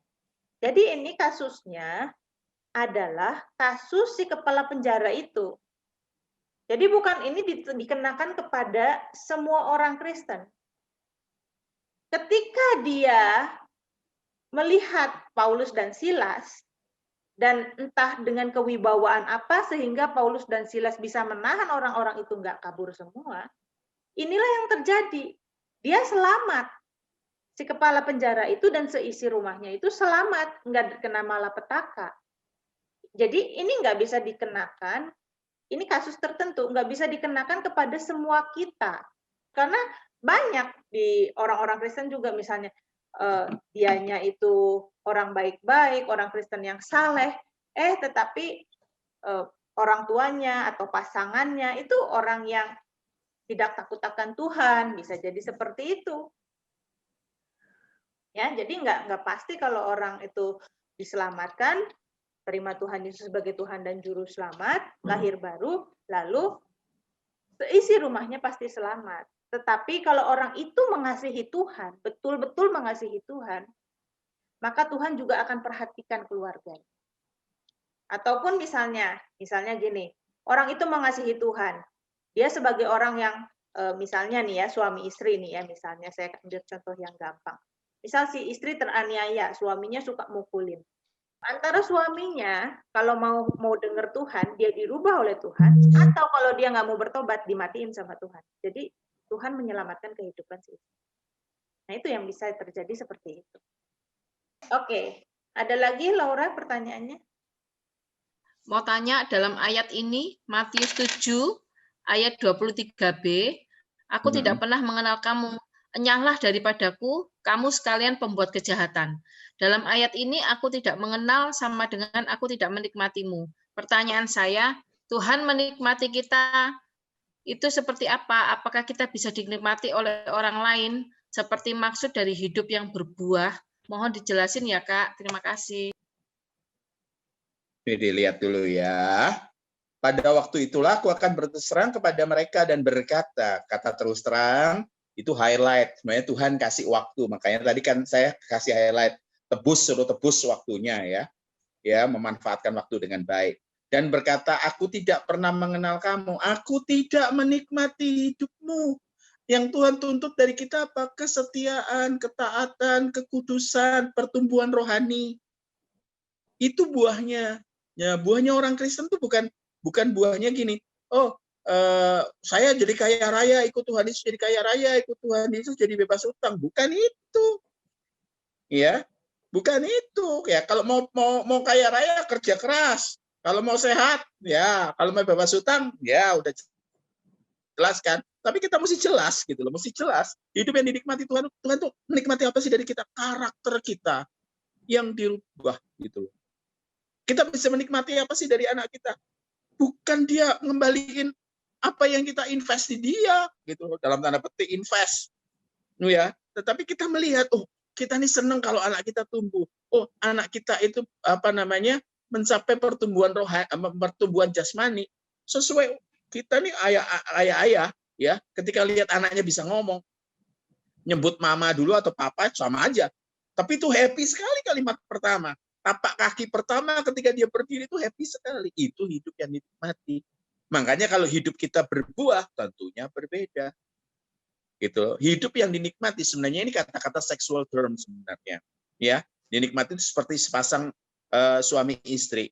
Ketika suami tidur dengan istrinya, suami menikmati istrinya, istri menikmati suami. Kalau salah satu yang menikmati, yang lain tidak, berarti engkau sedang dalam masalah. Nah, sama. Kita ini menikmati penjagaan, pemeliharaan Tuhan. Kita menikmati semua kebaikan Tuhan. Tetapi kita tidak pernah tumbuh karakter kita. Kita tidak pernah bisa menunjukkan bahwa kita ini betul-betul layak disebut anak Tuhan. Itu yang maksud. Ya, thank you. Lanjut, Kak. Ya, ada pertanyaan ini dari Yusok Santoso. Shalom Kak Son mau nanya. Seandainya Kak Son reunian ketemu teman lama, dia bilang, gak usah terlalu fanatik, Son. Ya. Kita juga gak tahu apa yang terjadi setelah mati. Apa yang akan Kak Son jawab atau lakukan? Apa berusaha menasehati dia? Atau jadi bertanya dalam hati, iya ya, benar juga temanku ini. Thanks. Thank you. Thank you. Gak usah terlalu fanatik, Son, katanya gitu ya. Jadi saya katakan apa? Ya ini terjadi gitu loh. Kenapa? Karena ada standar. Tapi saya senang kata-kata gini. Kita juga nggak tahu apa yang terjadi setelah mati. Loh, Alkitab itu menggambarkan dengan jelas kehidupan di balik kematian.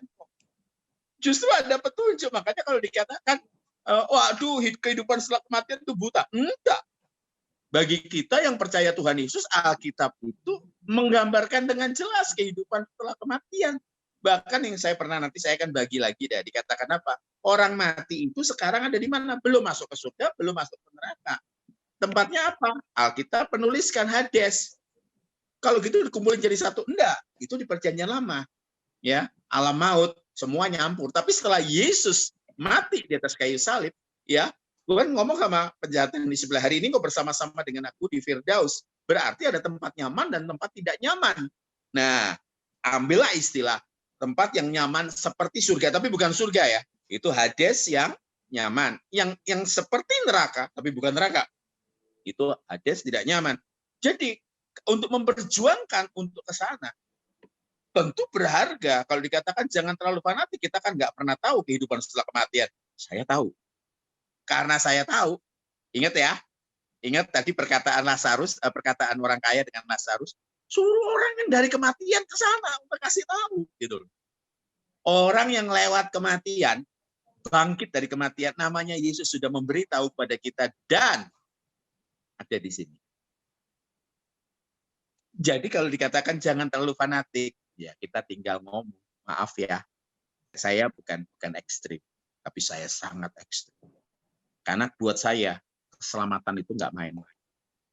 Kalau orang tua saya, maaf, kalau orang tua saya miskin, dan kemudian saya diberi kesempatan untuk sekolah, dan saya hanya punya jatah 4 tahun sekolah, 4 tahun termasuk kos-kosannya 4 tahun, dananya 4 tahun, semuanya 4 tahun. Saya tidak mau gambling. Saya akan sungguh-sungguh belajar ketika teman-teman saya liburan ke gunung, liburan ke pantai, jalan-jalan. Saya katakan apa? Saya hanya punya 4 tahun untuk lulus. Kenapa? Saya harus menghargai orang tua. Seperti itu.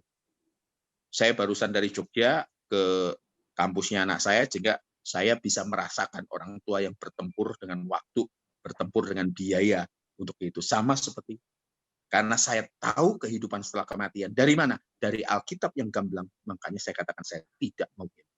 Kenapa? Karena kehidupan setelah kematian jelas ada di Alkitab. Silakan, Ana. Ya, dari Rizka tanya, Shalom Kak Son, Kak Ane. Kalau kita memilih menghindar dari kata-kata sampah yang diberikan secara terus-menerus kepada kita, apakah itu masih termasuk belum mengampuni? Atau juga masuk bagian orang yang tak menghormati, misalnya kepada orang tua, jika kata-kata sampah itu keluar dari mulut beliau? Terima kasih, Kak. Ya, saya jawab ya pertanyaan Rizka ini. Jadi gini, kalau kita menghindari, bukan cuma kata-kata sampah ya, ini kan Rizka kasih contohnya kata-kata sampah. Kalau misalnya kita pernah kecentok sama orang, dan kita melihat bahwa orang itu memang karakternya buruk. Nah, kita mengampuni, tetapi mengampuni itu beda dengan rekonsiliasi. Mengampuni itu beda dengan rekonsiliasi. Mengampuni adalah merubah perasaan kita tentang dia. Perasaan kita, terutama mengampuni itu berkaitan dengan perasaan. Langkah pertama dari pengampunan adalah keputusan untuk mengampuni. Kalau kita mau mengampuni orang yang nyakitin kita, langkah pertama adalah keputusan. Ya, aku mau mengampuni. Tetapi belum berarti itu kita sudah mengampuni. Kenapa? Karena pengampunan itu proses yang panjang, yang dimulai dengan keputusan.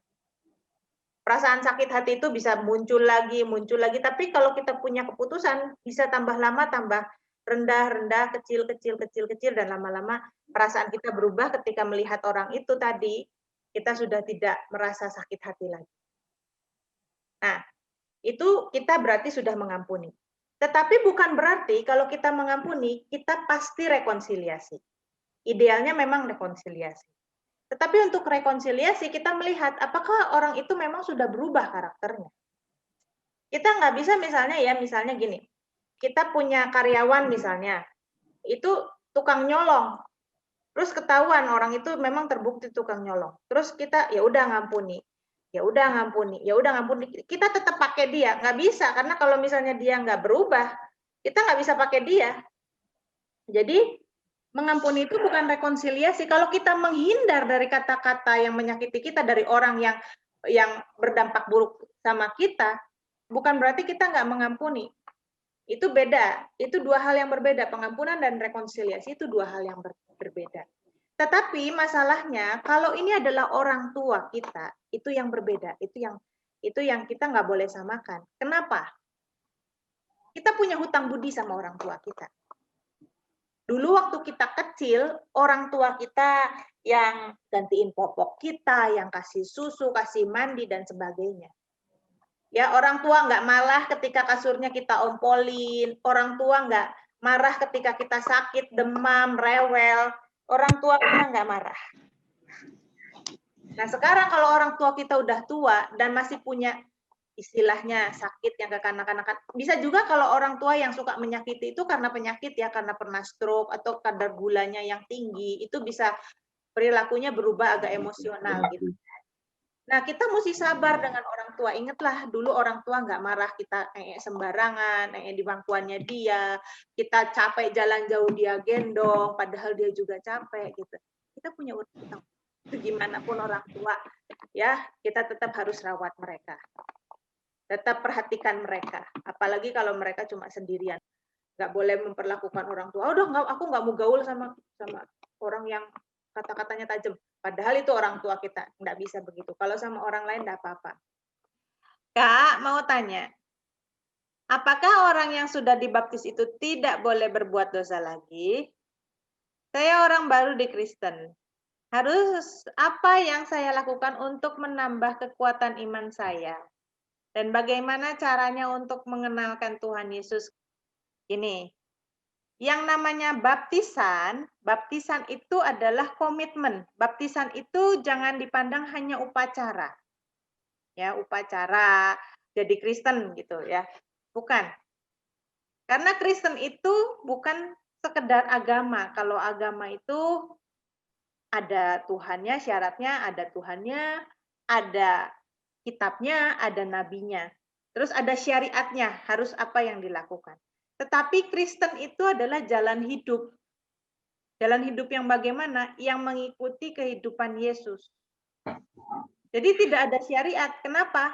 Karena yang harus diikuti adalah keinginannya Tuhan, hatinya Tuhan. Dan hatinya Tuhan itu sangat-sangat luas, sangat dalam, tidak bisa dirangkum dalam satu kitab. Ya. Dan setiap orang, kemauannya Tuhan kepada setiap orang itu beda-beda. Ada yang Tuhan mau satu orang jadi lebih sabar. Ada yang Tuhan mau satu orang lainnya lebih murah hati. Ada orang yang Tuhan mau supaya dia jadi lebih tegas karena dia nggak tegas misalnya seperti itu. Jadi kemauannya Tuhan itu bagi setiap orang beda-beda dan spesifik. Karena itu tadi saya bilang kekristenan itu bukan agama. Nggak ada syariatnya. Syariatnya apa? Ngikutin kehidupannya Tuhan Yesus. Jadi baptisan itu bukan upacara agama, tetapi baptisan itu komitmen kita. Ya, komitmen kita kepada Tuhan bahwa kita mau berubah dari kehidupan yang lama. Kehidupan yang lama itu bukan berarti misalnya dulu suka nyolong, sekarang nggak suka nyolong. Dulu suka bohong, sekarang nggak suka bohong. Bukan sekedar itu, tetapi perubahan batin ini, perubahan karakter. Bukan perbuatannya aja yang berhenti. Karena semua agama pun bisa seperti itu. Agama apapun, orang asalnya penjudi jadi nggak judi. Orang asalnya jual narkotik jadi nggak jual narkotik. Bisa, agama apapun bisa. Tetapi orang Kristen itu bukan sekedar berhenti dari perbuatan dosa. Tetapi motivasinya, hatinya juga sudah benar. Pikirannya juga sudah benar. Makanya kalau dikatakan nggak boleh berbuat dosa lagi, jangankan orang Kristen, orang non-Kristen pun nggak boleh berbuat dosa. Nah, orang Kristen apalagi? Kalau kita sudah komitmen mau hidup, mengikuti cara hidupnya Yesus, ya kita harus berjuang sungguh-sungguh. Tapi gimana kalau sampai jatuh dalam dosa? Gimana sampai jatuh dalam dosa? Ya kita minta ampun. Minta ampun ini bukan cuma supaya bersih hati kita, kayak orang mandi. Udah sekarang mandi, tidur, besok pagi ke jalan lagi. Mandi lagi, pulang dari kantor, mandi lagi supaya bersih lagi. Tapi pasti besok kotor lagi. Itu orang mandi. Kita datang kepada Tuhan minta ampun itu bukan kayak orang mandi. Kayak bersih-bersih gitu, nanti supaya bisa dosa lagi. Bukan. Kita minta ampun itu kita menyesal, betul-betul menyesal dan berjanji untuk tidak berbuat lagi. Nah, apa yang harus saya lakukan untuk menambah kekuatan iman saya? Banyak berdoa. Pertama, banyak berdoa. Terus belajar Alkitab, belajar firman Tuhan. Ya, belajar tentang kebenaran. Ya, jangan asal dengar khotbah-khotbah karena di kekristenan pun banyak macam khotbahnya. Ya, selektif. Nah, terus bagaimana caranya mengenalkan Tuhan Yesus? Di Alkitab itu dikatakan bahwa kita itu bersaksi lewat perbuatan. Itu yang paling efektif. Dikatakan begini firman Tuhan, supaya mereka melihat perbuatanmu yang baik dan memuliakan Bapamu yang di surga. Jadi saksi yang paling efektif adalah perbuatan kita. Kita berubah, karakter kita berubah, kita menjadi manusia yang lebih baik, pasti orang lain nanya, pasti orang lain tertarik, kenapa kok kamu pergi? Gitu. Ya. Berikutnya dari Quintari. Kak Son, di Lukas 16 tadi, ketika si orang kaya meminta ke Bapak Abraham untuk mengirimkan Lazarus tadi untuk kembali ke rumah ayahnya, untuk menyelamatkan saudara-saudaranya, tapi tidak dikabulkan oleh Bapak Abraham, bagaimana dengan, maaf, hamba-hamba Tuhan yang bilang bisa naik turun ke surga atau tur ke neraka? Bagaimana dengan kesaksian ini? Tadi juga sudah diterangkan untuk ujilah segala sesuatunya. Maaf, saya juga bingung rangkai pertanyaannya karena baru ngeh saat mendengar pengajaran hari ini. Dunia saya lahir indigo ya, Kintari ya. Saya bergaul dengan setan itu sebelum saya kenal bahasa manusia. Jadi ya nggak tahulah ngobrolnya pada saat itu seperti apa. Jadi jelas saya tahu yang mana yang setan, dan saya justru kaget ya dengan ini tanpa bermaksud untuk menyakiti orang-orang yang kau sebut tadi, yang turun neraka lah, yang naik turun ke surga gitu ya. Tapi saya katakan apa, kalau iblis datang ya, datang dengan rupa yang pakai taring 4, gigi tajam-tajam, terus kemudian tanduk, terus kulitnya merah padam seperti itu, ekornya segitiga, terus bawa trisula, ya pastilah dilawan. Pasti dilawan. Makanya kalau dikatakan roh-roh jahat yang tinggal yang di pohon-pohon, terus rumah tua, kayak film-film yang ada itu, terus kemudian di gua-gua, hutan lebat, danau, itu setan-setan roh-roh jahat kerucuk yang kecil, kelas rendah, gurem. Nah, bagaimana caranya untuk bisa menyesatkan manusia? Ya tentunya pakai cara pemalsuan. Seolah-olah, makanya kata firman Tuhan di Matius 24, waspada supaya jangan ada penyesat. Waspada. Bagaimana caranya supaya engkau tahu bahwa itu benar atau salah ya? Kembali cocokkan di firman Tuhan. Rasul Paulus saja itu perlu 15 tahun ngaku bahwa dia pernah diangkat naik. 15 tahun. Nah, kalau sekarang ada orang seperti Rasul Paulus diangkat ke surga seperti itu, hidup-hidup, wah pasti udah sudah laris, dibawa ke sana, dibawa ke sini, lari sana, lari sini, diundangi. Kan seperti itu sekarang. Jadi kalau mereka mengatakan naik turun, ya Alkitab nggak ngomong begitu. Terus mengenai pengalaman pribadi, saya punya banyak pengalaman pribadi. Istri saya tahu, Kak Ana itu tahu, saya punya banyak sekali pengalaman pribadi, tetapi saya takut sekali. Ini takut, bukan takut yang macam-macam ya, tapi saya takut sekali untuk apa? Mengajarkan atau menyampaikan. Kenapa? Karena saya tidak mau orang akhirnya jadi dogma baru, jadi pengertian yang baru yang bertentangan dengan firman Tuhan. Nggak bisa. Seperti Tuhan kita menyembuhkan orang buta, itu meludah. Cuh. Ya hanya satu kali orang buta meludah itu. Percaya aja Alkitab. Neraka dan surga untuk kita ya. Kalau Tuhan Yesus kan memang sekarang tinggal di surga bersama malaikat-malaikat. Tapi neraka dan surga untuk kita, untuk manusia dan untuk setan yang nanti akan dihukum, itu belum ada. Ya, karena belum kiamat, belum penghakiman terakhir. Nanti kalau sudah ada penghakiman, baru rame-rame bareng-bareng masuk ke surga atau masuk ke neraka. Jadi belum ada, sekarang belum ada. Jadi kasihan kalau sekarang udah ada. Manusia yang mati 3.000 tahun yang lalu, yang jahat itu sudah duluan nyemplung ke neraka, udah dibakar 3.000 tahun sampai sekarang gitu. Nanti bareng-bareng gitu. Ya. Nah, ini pertanyaan lagi dari Laura. Matius 18 ayat 18. Ini Lauranya, bukan Laura Trifosa, ini Laura yang di Singapura. Aku berkata kepadamu, sesungguhnya apa yang kamu ikat di dunia ini akan terikat di surga, dan apa yang kamu lepaskan di dunia ini akan terlepas di surga. Apakah sama dengan misal kita melepaskan pengampunan sebelum kita dipanggil Tuhan, maka kebencian pun terlepas di surga, atau menggenggam kepahitan sampai kita mati dan itu terikat di surga? Apakah itu sama artinya kita masuk surga atau masuk neraka? Ya, Laura, jadi gini, ketika Tuhan Yesus bicara, zamannya itu di depan orang-orang Yahudi. Di depan orang-orang Yahudi. Jadi ini ada kaitannya, kata-kata seperti ini, itu ada kaitannya. Misalnya gini, ketika Tuhan Yesus bilang sama orang-orang yang mau ikut dia, dibilang, tunggu ya Tuhan, aku mau ikut engkau, tapi aku harus menguburkan ayahku dan ibuku dulu. Bukan berarti hari itu orang tuanya lagi mati, terus lagi meninggal dunia dan dia mau nguburin dulu. Bukan itu maksudnya. Tetapi kata-kata seperti itu dalam konteksnya orang Yahudi, artinya dia nungguin sampai bapak ibunya mati dulu, entah berapa tahun lagi, baru dia mau ikut Tuhan. Kenapa? Karena kalau dia nggak nunggu sampai bapak ibunya meninggal, sampai bapaknya meninggal, maka dia nggak akan dapat warisan. Jadi motivasinya nungguin itu dapat warisan. Karena kalau ketika orang tuanya mati, terus anaknya nggak datang, dia nggak dapat warisan. Coba lihat baca kisahnya Abraham. Ketika Abraham meninggal, anak-anaknya kumpul. Ismail dan Ishak sama-sama menguburkan dia. Kenapa? Karena mau terima warisan. Padahal Ismail udah pisah jauh sama Abraham, udah lama udah berpisah sama Abraham. Tapi dia datang waktu bapak.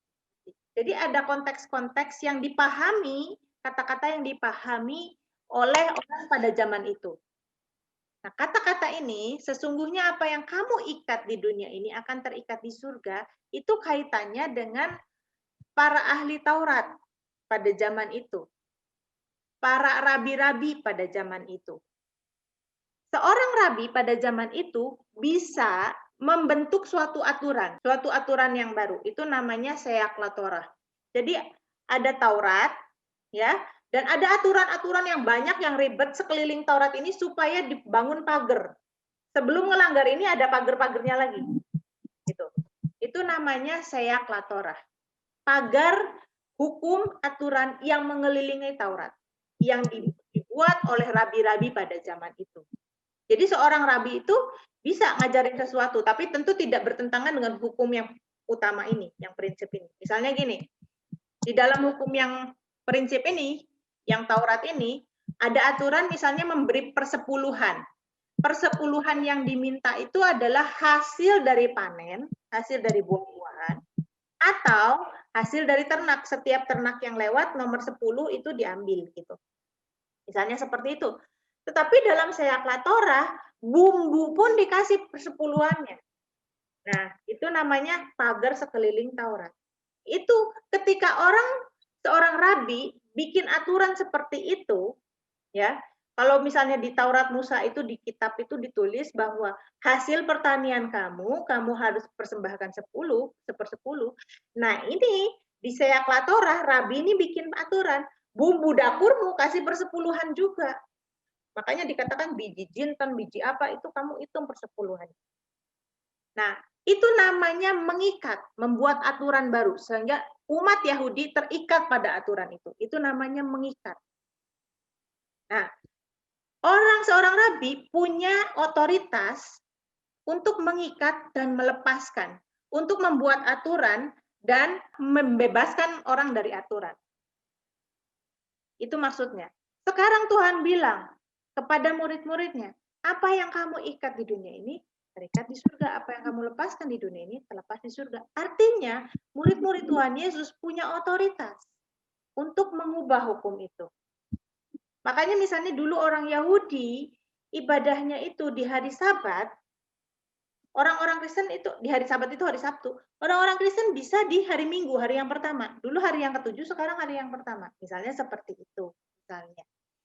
Jadi, itu maksudnya, kan Tuhan Yesus juga mempraktekkan. Tuhan Yesus sebagai rabi juga mempraktekkan. Kamu telah mendengar firman, mata ganti mata, gigi ganti gigi. Tetapi aku berkata kepadamu. Nah, itu dia mengikat, membuat aturan yang baru.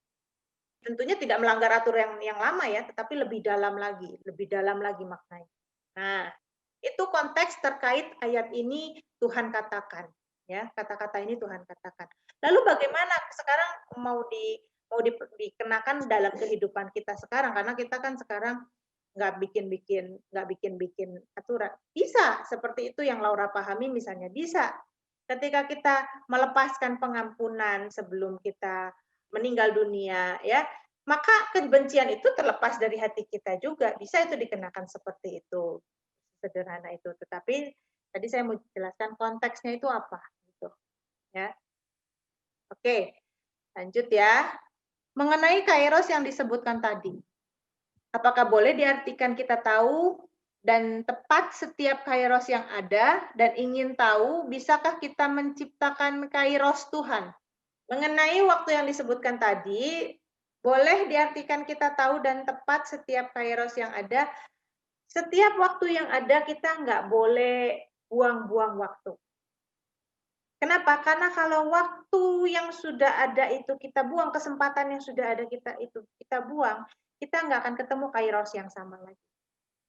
Bisa jadi kejadian itu berulang, tetapi tidak bisa menggantikan yang waktu yang lama itu yang, misalnya gini ya, Tuhan ajar kita untuk mengampuni. Tuhan ajar kita untuk mengampuni. Ada satu kali kesempatan terbuka ketika ada orang yang menyakiti hati kita. Dan di situ kita gagal mengampuni. Kairosnya lewat kan? Harusnya kita mengampuni pada saat itu, tapi kita memberi pijakan kepada iblis, kita nyimpen sakit hati. Artinya apa? Kairosnya saat itu udah lewat. Nah, tapi di lain waktu ke depannya, kita belajar untuk mengampuni. Maka kita dapat kairos untuk waktu yang di depan itu. Tetapi kairos yang lama ini kita sudah lewat. Jadi kayak kita tuh mestinya jalan udah 30 km, kita baru start sekarang. Nah, itu ya betapa kita itu nggak boleh melewatkan kairos Tuhan. Harus tepat. Bisakah kita menciptakan kairos Tuhan? Ya, kita setiap hari itu akan bertemu dengan perkara-perkara yang Tuhan sediakan. Tuhan yang membuat itu. Allah bekerja dalam segala keadaan untuk mendatangkan kebaikan bagi mereka yang mengasihi Dia. Maka kita menangkap kairos Tuhan itu kalau kita mengasihi Tuhan. Kita menyikapi setiap peristiwa dengan hati yang mengasihi Tuhan, kita menangkap kairos Tuhan. Lanjut, Laura. Bolehkah kita ini ikut seminar-seminar tentang keuangan? Kan ada tuh gereja-gereja yang memang ada kingdom-kingdomnya.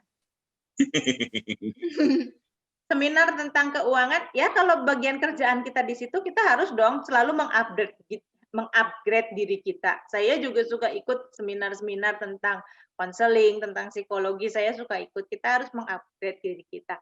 Tetapi apakah memang ilmu yang dibagikan itu benar gitu loh. Dalam seminar apapun, kalau ilmunya nggak benar, ya buat apa ikutan. Saya nggak tahu yang diajarin di kingdom itu tadi, yang disebut itu tadi ya, saya nggak tahu. Tetapi kalau itu diajarkan di gereja, maka harus sesuai dengan prinsip-prinsip firman Tuhan. Lanjut pertanyaannya. Ada dari Foni. Kak, saya mau tanya, kalau tiba-tiba ada suara yang suruh kita untuk doakan seseorang, tapi karena kita capek, akhirnya kita nggak dengerin suara itu, lalu besoknya orang itu meninggal. Kalau gitu, apa orang itu meninggal gara-gara kita? Apakah itu namanya hutang darah? Enggak, Foni. Ya, orang itu meninggal bukan gara-gara kamu, kecuali kamu bawa pisau bunuh dari belakang gitu, ditembak gitu. Nah, itu gara-gara kamu, betul, atau lagi di pinggir jalan didorong sama kamu. Nah, itu gara-gara kamu meninggalnya, ya. Jadi kalau misalnya memang orangnya udah sakit, terus udah gitu dipanggil Tuhan, ya itu bukan gara-gara kamu, gara-gara sakitnya aja dia meninggal, ya. Tapi kalau kita digerakkan Tuhan untuk mendoakan, mungkin orang itu masih ada masalah-masalah di dalam hati yang belum diselesaikan. Kita doain supaya orang itu menyelesaikan masalah-masalah itu sebelum dia dipanggil Tuhan. Biasanya seperti itu. Ada yang belum dibereskan gitu. Tuhan mau kita untuk mendorong orang itu, untuk memberi kekuatan kepada orang itu, untuk supaya dia pergi itu dengan udah selesai semuanya, udah selesai urusan-urusan sakit hati dan sebagainya. Itu. Mau tanya Kak Sun dan Kak Ane, yang layak masuk kerajaan surga apa hanya pengikut Kristus saja atau agama-agama yang lain? Ini pertanyaannya singkat, jelas, padat. Jawabnya 1 sesi. Jadi Siska, nanti kita akan fasilitasi ya. Saya hanya kasih highlight gini. Tidak ada keselamatan di luar Kristus Yesus. Ingat ya. Saya tidak nyebut agama ya. Tidak ada keselamatan di luar Kristus Yesus. Jawabannya nanti kita sediakan waktu untuk bahas. Saya senang Siska cerdas. Terus tumbuh ya. Lanjut. Dari Reski. Mohon info, 1, dalam Alkitab jika kasus orang mati yang dibangkitkan, apakah sebenarnya orang itu belum benar-benar mati? Enggak, orang itu sudah mati, terus dibangkitkan. Namanya dibangkitkan itu ya mati dulu. Kalau enggak mati itu namanya disembuhkan, bukan dibangkitkan. Ya. Bukan dicuri. Yang kedua, apa maksud Yohanes 20 ayat 23? Jika kamu mengampuni dosa orang, dosanya diampuni. Dan jikalau kamu menyatakan dosa orang itu tetap ada, dosanya tetap ada. Artinya begini, Tuhan Yesus mengutus murid-muridnya untuk memberitakan Injil dan keselamatan itu melalui Tuhan Yesus Kristus. Konteksnya adalah Tuhan Yesus sudah mati, sudah menebus dosa, dan Tuhan Yesus sudah bangkit. Ketika hari itu sudah malam, pada hari pertama minggu itu, berkumpullah murid-murid Yesus di suatu tempat dengan pintu-pintu yang terkunci karena mereka takut kepada orang-orang Yahudi. Pada waktu itu datanglah Yesus berdiri di tengah-tengah mereka, tiba-tiba ya, celing datang, gitu, dan berkata, damai sejahtera bagi kamu. Dan sesudah berkata demikian, ia menunjukkan tangannya dan lambungnya kepada mereka, murid-murid bersuka cita ketika mereka melihat Tuhan. Kata Yesus sekali lagi, damai sejahtera bagi kamu. Sama seperti Bapa mengutus aku, demikian juga sekarang aku mengutus kamu. Ya, ingat konteksnya di sini pengutusan supaya mereka memberitakan Injil, ya. Dan sesudah berkata demikian ia menghembusi mereka dan berkata, terimalah Roh Kudus. Jikalau kamu mengampuni dosa orang, dosanya diampuni, dan jikalau kamu menyatakan dosa orang itu tetap ada, dosanya tetap ada. Jadi Tuhan Yesus mengutus mereka untuk memberitakan Injil keselamatan hanya melalui Tuhan Yesus Kristus. Artinya ketika orang lain nggak mau, murid-murid kan bilang, kalau kamu mau diselamatkan, kamu percaya kepada Yesus. Tapi mereka nggak mau, maka dikatakan dosanya tetap ada. Itu maksudnya. Sama seperti mengikat tadi, mengikat dan melepaskan. Itu mirip seperti itu. Ya, oke. Lanjut pertanyaannya dari Hendrik. Mengapa orang yang tampil apa adanya dalam perjamuan kawin yang didapati tidak mengenakan pakaian pesta, Matius 22, dicampakkan, padahal orang tersebut adalah yang cuma dikumpul mendadak. Jadi wajar kalau tampilan apa adanya, karena yang diundang tidak bisa datang dengan berbagai alasan. Terima kasih. Ini kan perumpamaan tentang apa? Kita mesti ngelihat ada, ini mengenai keselamatan. Mengenai keselamatan. Keselamatan itu sebenarnya pertama kali untuk orang-orang Israel, orang-orang Yahudi.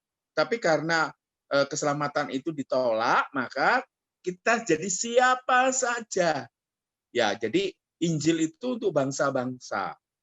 Nah, kalau kita melihat ya, pengawal-pengawal itu kan saya tadi katakan ada pesta. Pestanya itu selama beberapa hari. Ada sebuah kewajaran bagi orang-orang Yahudi. Kalau mau pesta, tidak langsung datang, tetapi mereka bersiap. Itu bukan hanya orang-orang Yahudi. Kita, tadi saya katakan, ada 7 hari pesta.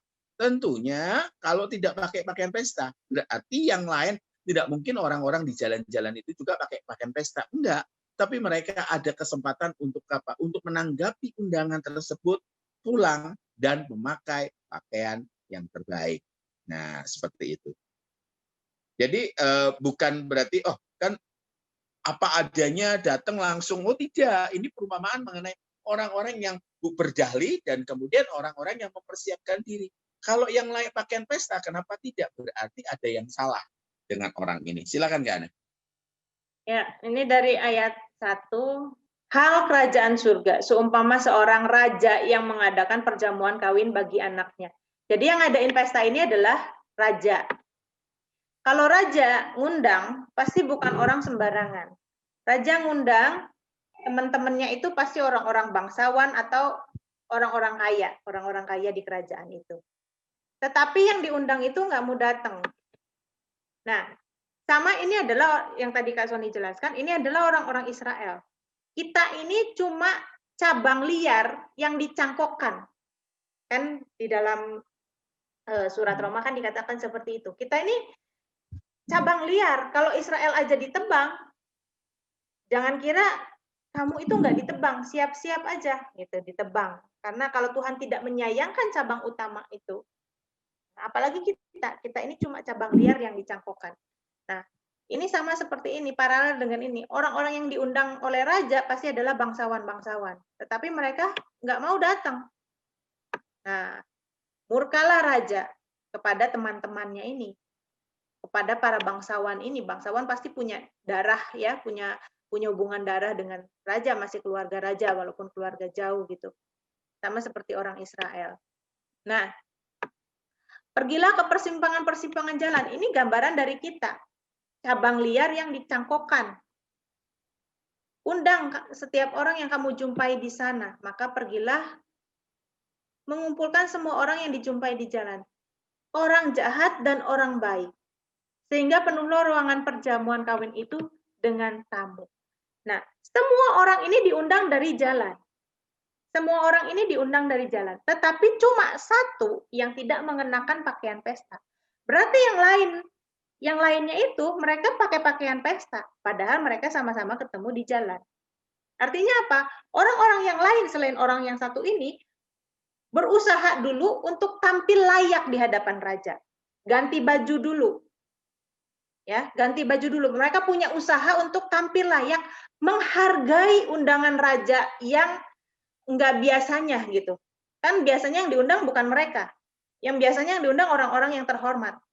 Jadi mereka ngajeni raja, menghargai raja. Dengan cara apa? Dengan cara masuk ke undangan raja itu menurut aturannya raja. Bukan menurut aturannya mereka. Raja yang punya hajat, raja yang punya pesta, pasti raja yang menentukan. Bukan undangan yang menentukan bagaimana caranya untuk masuk ke pesta itu. Tetapi rajalah yang menentukan normanya di dalam pestaku harus kayak gini. Nah, dan mereka yang lain itu menghormati aturannya raja. Mereka menuruti aturannya raja. Tapi ketika ada satu orang yang nggak berpakaian pesta, makanya raja menegur. Kenapa kamu nggak pakai pakaian pesta? Semua yang lain pakai pakaian pesta. Semua yang lain menghormati saya. Tapi waktu ditanya, begitu apa? Tetapi orang itu diam saja. Ini ditanya sama raja loh, nggak direken. Coba, kita aja ya misalnya, kita lagi di dalam pertemuan gitu, Pak Jokowi ya, Pak Presiden di depan, terus kita dipanggil, yang di sana sini ayo naik. Wah pasti kita senang sekali dong. Diperhatikan sama Pak Jokowi, pasti kita yang dipilih, ditanya gitu. Tapi coba kalau misalnya, sini yang di sana naik. Apa? Tahu? Artinya kita nggak hargai nggak panggilan dari Pak Presiden itu.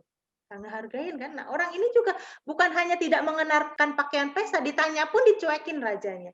Nggak ngikutin aturannya raja. Maka raja itu berkata kepada hamba-hambanya, ikatlah, buang orang ini. Nggak ngehargai aku, diundang sama raja nggak dihargai, ditanya juga nggak dianggap, udah dibuang.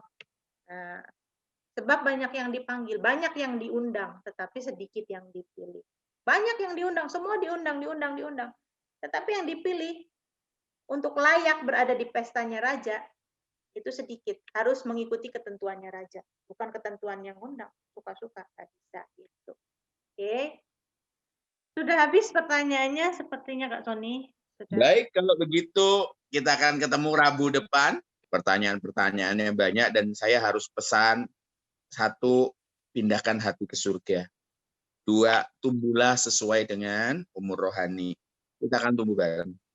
Ada pepatah berkata, kalau kamu ingin sampai ke tujuan cepat, jalanlah sendiri. Tetapi kalau ingin perjalanan jauh dan tetap kuat, jalanlah bersama-sama. Saya rasa di Nine ini kita bukan gereja dalam artian denominasi, tetapi kita menjalankan fungsi sebagai tubuh Kristus. Ya, serius dengan Tuhan, nggak akan sia-sia. Selamat malam, Tuhan berkati. Senang bersama-sama dengan Bapak Ibu Saudara. Terima kasih. Shalom.